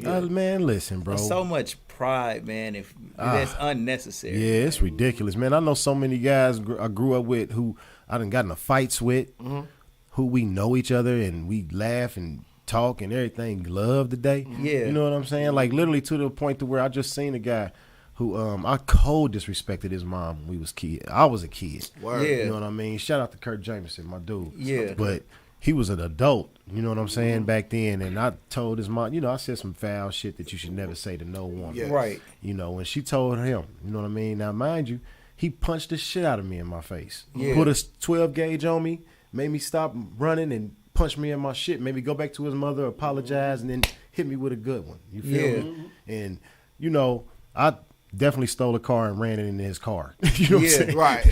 But that was all I could do to get back. Right, you know what I mean? He was a grown up. But, when I see him now, it's love, bro. Yeah. Where, it could have turned into something really ugly after that. You know what I mean? Probably taught you something also. It taught me off top, bro. I got punched in my face for telling this man. I didn't know this man's mom. And number one, it taught me, like, just because somebody is smoking crack don't mean somebody don't love them. Right, man. Don't mean that you disrespect them. That's you know right. what I mean? So, Shout out to Henry Gilmore. You know, I crackheads raised me. You know what I'm saying? On the You know street, what's real too, man. A lot of times, man, when you get into a fight with somebody, if y'all could ever get a chance to talk about it, it wasn't even. Y'all would like.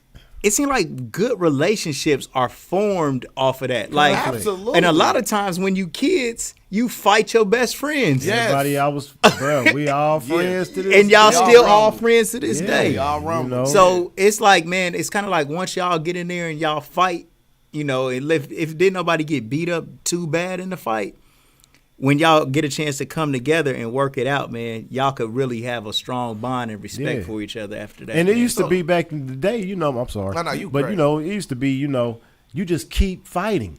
Right. You know what I mean? Like you ain't going home and he not going home. Y'all take a break. Y'all good? Mm-hmm. Yeah. No, I ain't good. Keep fighting then. Yeah. Right. Until both of you say it's over. Right. So you so tired and exhausted from it afterwards, you gotta respect Yeah, your man. yeah. It's a handshake and it's done. Yeah. You know what I mean? But shit different now. You get punched in the face and So I want to draw that parallel with two different stories, right? So like nowadays, the reason why, you know, it's kind of, you know, not the same no more. Oh, we got callers calling in, man. We got you got some questions. So I don't know. Should I read this comment to you, bro? We got admirers over here, Keilo. no, I'm in a relationship. There it is. He answered the question Oh, right there. They no said they're trying to see if problem. you're Right. single. Yeah, let's be clear. right. I'm a whole changed man on that tip. Man. Love her to death. There we go. Let's be clear. There we go. There it is. So, like nowadays For with the real. whole social media dynamic, you know what I'm saying? Like, you know, like you said, like somebody invited you to dating fights where people are recording it. So instead of us back in the day, we rumble, you know what I'm saying? We lick our wounds afterwards. We got that mutual respect there. But now you have a fight, last 2 seconds, and they're playing the video over and over and over again. The whole internet know about it. You can't just get your ass whooping or beat somebody's ass without them seeing it over and over again, and the social pressure that comes with that. Yeah. That's different. That's Which I want to draw the second parallel is to the fight at opponents. Are you familiar with the fight at opponents where the teacher got beat up? Well, Principal guy. Principal guy. What was this? Principal was Lately? getting punched. Last week. Yeah. Like Well, man, maybe I last Tuesday. I can't Wednesday. really say, man. I didn't punch the principal or two in my life too. So, but that's it's not the way to go. right. I don't even know what else to say. Right. It's not the way to go. I got kicked out of all day in public schools when I did it. So don't do it. Right. Damn. Yeah. But you know what? They though? canceled the basketball game because of it. They actually did not cancel the That's a basketball whole nother game. opinion, man. That's a whole nother conversation. bro. They did not cancel the basketball game. Are you kidding me? Real shit. My daughter cheered that night. Oh, What? wow. Yep. Oh, Dunbar wow. versus opponents. Wow. So why would they cancel it? Well, That's what was told to- the principal got attacked, man. You feel me? Hear your mom said, "Tell your truth, son." Ah, there you mama. go. Uh-huh. Mama Child. love. We love Mama Love on this She podcast. hilarious. We love Mama Love. Yeah, she funny. I don't think we froze right there. But yeah. We lit on YouTube Okay. So, what and is- on Facebook. Too. What is next for the Great Keilo? I'm working on me right now, man. This is very what do you call it? This is where you listen to the whisper. I'm in the zone where I gotta listen to the whisper. I feel like this is a transition of who I am, because you know you get to a point to where you feel like you're doing the right thing. You know what I'm saying? But the right thing encapsulates everything. Just like we was just saying, as far as God being within. Right. You know, like I was saying, I was talking to my therapist today about it, and I think I'm in a point now to where I'm trying to get that understanding about everything in my life, not just training. You know what I mean, but everything in my life, and trying to Encapsulate. encapsulate that into everything that I do, is to focus on the God within and move accordingly. So that's where I'm at. Word. We got some challenges going, you know, as far as the training. Right. You know what I mean? We got a 90-day New Year, New Body challenge going on right now. It's a self-accountability challenge you can join. It's You can go to thefirepitptf.com and join it. It's $1 a day, 90 days. It's self-accountability. A lot of people don't know how to eat. Right. And, it can be very intimidating for somebody who doesn't work out and doesn't know. They think they got to spend a lot of money. Yep. They think it's a lot of stuff that goes on. It costs too much to be healthy, eat healthy and stuff like that. And that's so not the case. Right. Yeah. You don't have to be an alkalinist or something like that. Right. Shout out to my dude Greg Clay, got the sea moss gel. Go holler at him. Yeah. But you don't have to do that to be healthy. Right. So the challenge is about creating accountability. We give you workouts for you to do. We give you free training classes every week. We give you a nutrition plan for you to follow. And we just ask that you show and prove that you've been following the plan. Yeah. Show us your workouts every day. Show us your food every day. And whoever is consistent with this and lose weight, it's a cash prize. So, we doing that. Like I said, we got Jumping January going, about to start a Jumping Jack challenge. We're just trying to move forward as far as bringing the fire pit to everybody. Yeah. My partner Derek Wilson, shout out to him. Fire Flame Fitness, I know y'all know Derek. Yeah. Vont, y'all know Vont, naturally pressed. If you want the detox juices, go holler at my boy, VONT. Yeah. So yeah, we just trying to pushing limits. Shout out to Devin Allen and Tommy Johnson. You got options. Yeah. I don't even mess with a lot of people, but shout out to them too. Heisha Harding, she a beast. Ryan Harris. Oh, yeah. I'm going to give everybody flyers while I can. Let me think. Sure. Corey Richardson. It's a lot of trainers in the city that you can go to get healthy and get good information and good and learn how to develop a healthy lifestyle. So we just out here trying to push this health thing, man. Right. That's it. Shout out to Daniel Stevens, man. Can't wait talking about tomorrow. Love man. Daniel Stevens, man. I shouted him out earlier. Yeah. I ain't want to double him up, but I will double him up because he doubles up the podcast post over and over again. That's my guy. He sure do. He helps everybody, bro. That's Word. one dude. I'm telling you, man. When he gets his life, he is going to be crazy. Absolutely. Yeah. A fact, bro, because he does nothing but give. Yes. Right. He shares posts all day, bro. Absolutely. He shares it. You know what I mean? So when you are that type of person, it's going to come back to you.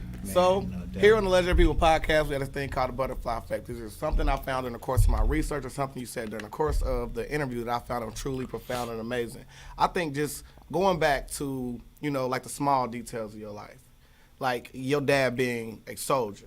That's the feel I get from you, bro. Like, you have this military type of vibe to you where, you know what I'm saying? Like, it seemed like no matter what it was in your life, you feel me? If you completely focus on being a drug dealer, you would excel at that. If you would have chose to focus on anything else, I think you would have also excelled at that. I mean, like proof is in the pudding. Like when you focus on, you know what I'm saying, like engineering, you excelled in that. And I know people that went through those classes who never had a rough patch in their life, get to them classes, say, man, it's too much for me. But the fact that you went there, did it, and then like you did it into the point where you want to do something else. And a lot of people just don't have that type of confidence or focus in order to like get things done.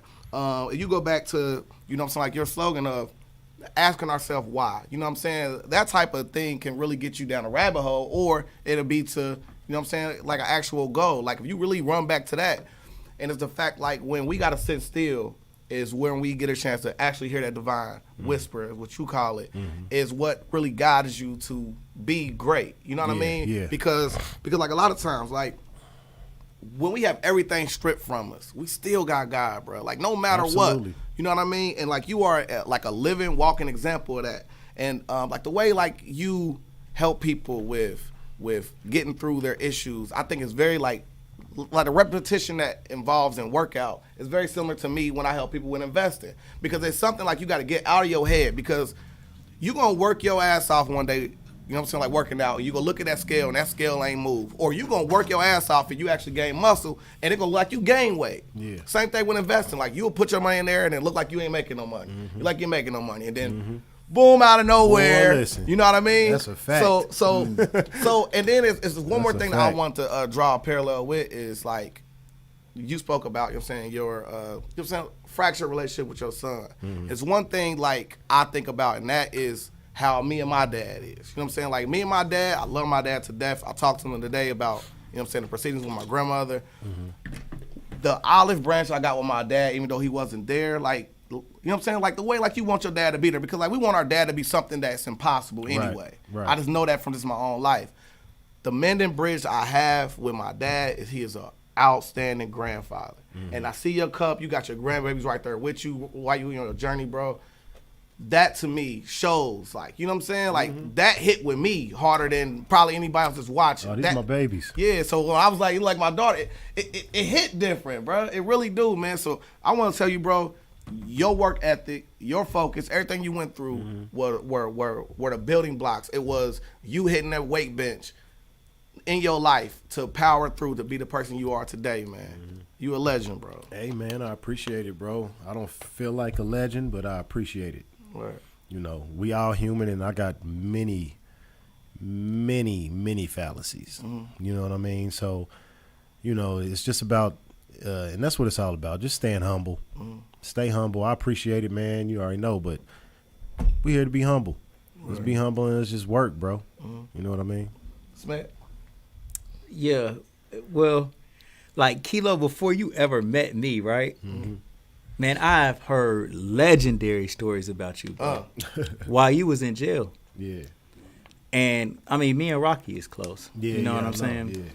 Yeah. And but my brother Flames, who's Damian Jackson, Oh, yeah. and like Meadowdale, like my dude. everybody at Meadowdale knew Keilo. Right. I came later, so I went to Patterson at first, but like your name was legendary. And you know what's weird? Yeah, I was only in Meadowdale for like, I don't even think a whole year, bro. yeah, Wow. yeah. But well, you We got to ended think who I was around. I was around Ryan Reeves, Skeeter yeah, Fly. yeah, that's my dude. Yeah, So Skeeter they Fly. kept your name. Yeah, Ralph Skeeter Fly, Few, baby. Ralph Few, Ralphie, cuz. Tay, Yeah, Tay. Tay Boogie. Shout out to Yeah. Tay. So my best brothers, they was always We all how knew each major other. you was. Yeah. That's crazy because we ended up getting in a fight with Jason and all them, Edwards and them. Yeah. And Hooks. The Yeah. Hooks. We got a big ass fight at Hooks. We got a fight with the whole basketball team, Meadowdale. Right. I forgot all about that shit. But they used to all run together like, damn, these my people though. But yeah. That's But- a wild. lot of people remember Keilo from rapping back in the day too. Oh yeah, I Yeah. used to be a Skeeter rapper too, Fly, boy. Yeah, I used to rap. You know, it's So, but man, my vibe and my focus right now is on anybody that I deal with. I want to add value to that relationship. Yes. Yeah. So, if you come and you deal with me, you know, a win for me is for you to win that situation. Right. You know, if you come through here, whatever you get, man, like Yeah. you hit a lick when you deal with me. Yeah. You know what I'm saying? And then that's the way that it should be to me. Absolutely. And so I see the way that you are increasing value from everybody that you dealing with in your business, bro. Like I want the everybody joy- to get better. the joy that you get is when you see somebody else showing the results Yeah. of them being healthier, them being more fit, them just becoming just a better person. Better person. And then when you And then work, they turn into trainers. yeah, You know what I mean? They get inspired. Shout out to Kevin Peterson. You know what I mean? He Yeah. he joined the challenge last year. Shit, before the year was over with, he was a certified trainer. You know what I mean? He put in the work, bro. Man. You know, so yeah, that stuff feel good to know that you was a part of it. You know, I might not have been the inspiration, but I was there. You was You there, know bro, what I mean? and you That's just a good helping feeling. people, man, literally live longer, better lives. Yeah, and that's the best thing that we can. And you know, to me, man, that observation is major, man. Something else that I wanted to build on, man. I am so heavy on fathers, man. Yeah. Right? Like Tay, my brother Tay, Dante Williams, right? He told me that sons always have a reason to hate their fathers. Wow. Oh yeah. This ain't just, I mean, I listen to everybody talk that comes in here, and I look at how me and my sons, how we deal with each other. Now, my oldest son, man, he loves me so much, but he always wish I was more. And he sometimes he want to just talk to me forever, and sometimes he just feel like, man, Dad, my son has been with me. Like when I was homeless, man, I still would go and try to find a way to be with my son. If he had to we had to stay over somebody's house, my son would be there with me. Mm-hmm. But in that mix, I wasn't necessarily stable enough to be that everyday present. Yes. Right there for my son. So sometimes his focus might be, my dad came and got me when he didn't even have nowhere else to stay. But sometimes it might be like, my dad wasn't there with me, but the reason might have been because I didn't have somewhere to stay. So right. So I look at that, man, those relationships with fathers and sons, man, you know what I'm saying? And that's why I said, man, you think your pops came and got you because he wanted to try. He said, I got a son, and you answered it. You said, man, fathers are always naturally wanting to be there for their kids, man. You know what I'm saying? Just don't be knowing how. They don't, right. They really, because it really is supposed to be a mother and a father there. Absolutely. And so where the mother ain't strong, the father is, and then vice versa. Yeah. So we just working together as a team, man. But you got other conflicts that come into like it. And your son came in here and got Keilo get some shirts, bully shirts. Yeah, NASCAR bully camp. And he filling out the thing. He's filling out my iPad for my customer information. I see Keilo Lawson. I said, bro, you know Keilo? That's all. And Rocky, he said, man, that's my dad, bro. That's hard. Yeah. You know what I'm saying? In a good way. Mm-hmm. Proud way. Yeah. Rocky, proud. So you know what I'm saying? Like, man, shit be rough, but like, man, when it's all time to just like come together for real, man, we be there for each other, bro. Oh, yeah. You know what I'm saying? You know, the thing about it is, your kids have to, my shit was, I didn't grow up in a loving, it wasn't, I love you wasn't in that house like that. You know what I'm saying? So when you grow up a certain kind of way, you don't give that back. And my focus when I was coming home from the joint was just making sure my son didn't go to the joint. Yeah. So it was go to school, be an athlete, get the fuck out of this city, be better. You know what I mean? Right. And the lack of conversation comes from when you're, as a father, you just don't have the words all the time. You know what I mean? And so it was just a point to where I was just like, it's time for him just to learn how to be a man on his own, because anything that I'm coming out of my mouth ain't gonna never hurt his feelings. Right. So I just chose to shut the fuck up and stop talking. And regrettably so, because now we don't talk. You know what I'm saying? So I encourage everybody to talk to their kids. Talk to their kids. But I also believe that our relationship will get better because he has kids of his own now. Yep, exactly. And it's a prodigal son thing. When your child don't know what being a parent is until they're a parent. Yep, exactly. And I think he'll start understanding once he starts being he's a so parent. true. Now. 2 times over. It'll be a parent. It'll be a parent once he becomes a parent. Yeah, this shit hits different, bro. When you get older, it's different with your kids. Yeah, and he guys had a long stint. He was gone for a long part of his time. Yeah, I was 10 years out of his life. But don't get me wrong. I will chop your motherfucking head off about my son. Right. Yeah. Word. Yeah. Word. Look at that wolf. Yeah. There go that wolf. Look at that wolf. There go that wolf. Let's be clear. But it's I think that it's shit, man. It's so Tay told me that shit, man. I believe he told me that about him and his dad. And like from the outside looking in, what's so funny is, man, everybody will kind of like big you up and tell you about how good your dad is. With my dad, but they don't know right?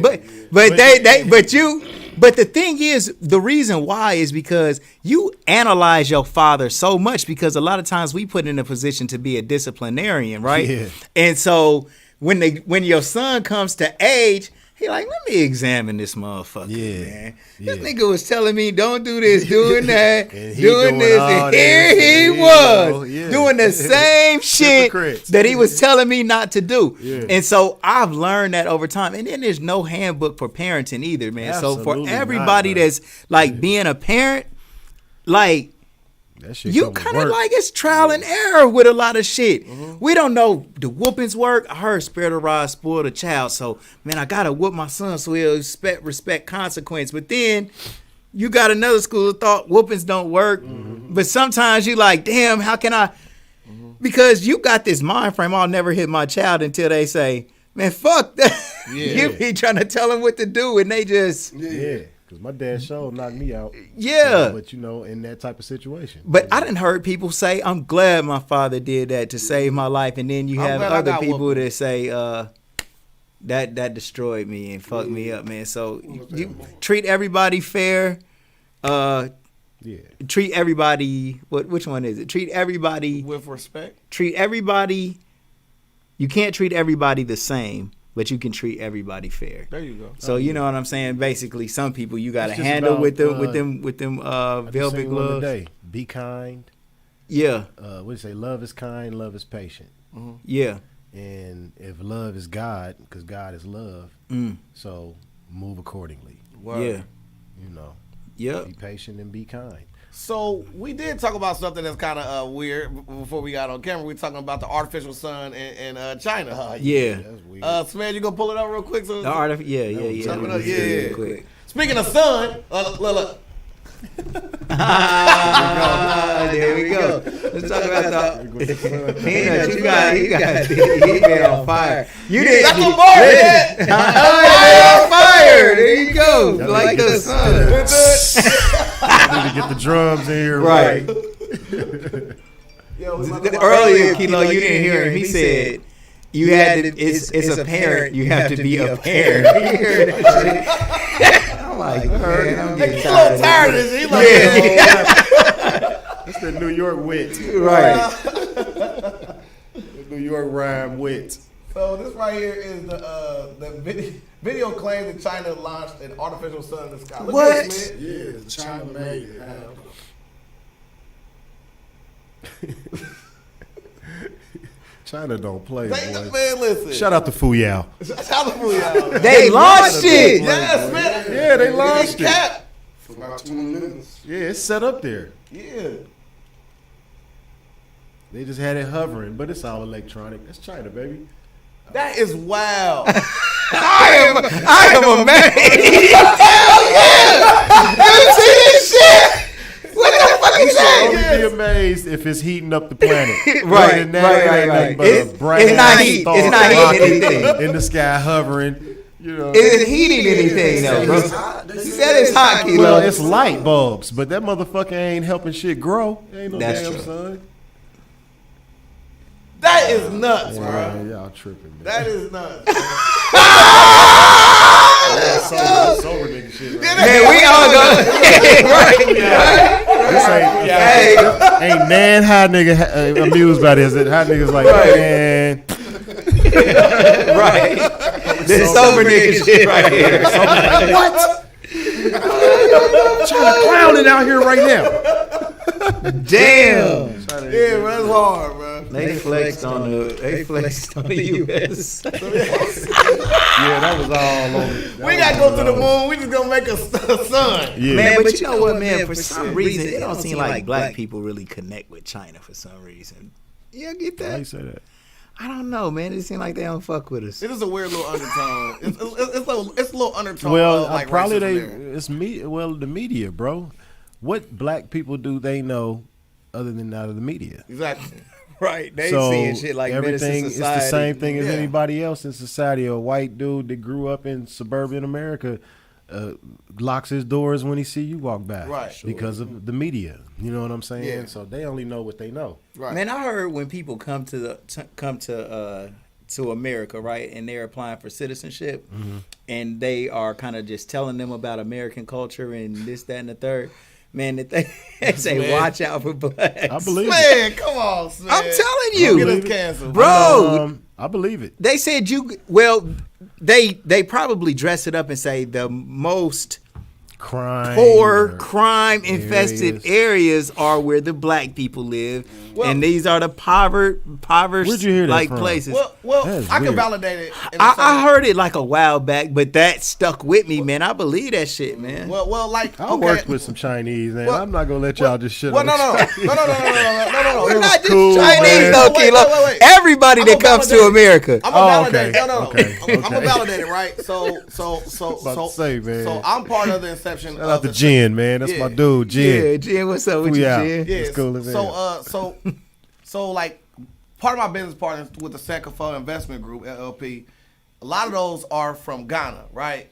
So when they come here, they get that talk from their parents to stay away from us because they're saying that they're gonna get you in trouble. They ain't know about rappers. Like this is black to black, you might as well say, and they get that talk. So I'm just saying, if it may not be an actual agency saying that, but the parents that's coming here would give them some type of warning. Oh yeah, when it comes watch to, them. Yeah, I don't think it's really but I can validate Watch that. them. I believe it. I believe it. But you gotta watch them niggas. Yeah. Same thing I tell my child every morning. Hell, my children get that talk. I like what? Don't get me wrong. I love my people. But you gotta watch them niggas. Exactly. You gotta watch it's them, not as far fetched as we think. We give that same talk to our kids every morning. But let the right dude walk by like, hey, I'm the white guy side across the wrong black dude. Right. Hell yeah, you gonna line him up. As soon as we open up T-shirt Kings every morning, I turn the light, I turn and look at my staff. Look around, and I baby. say, just like the feds tell all the immigrants, watch these niggas.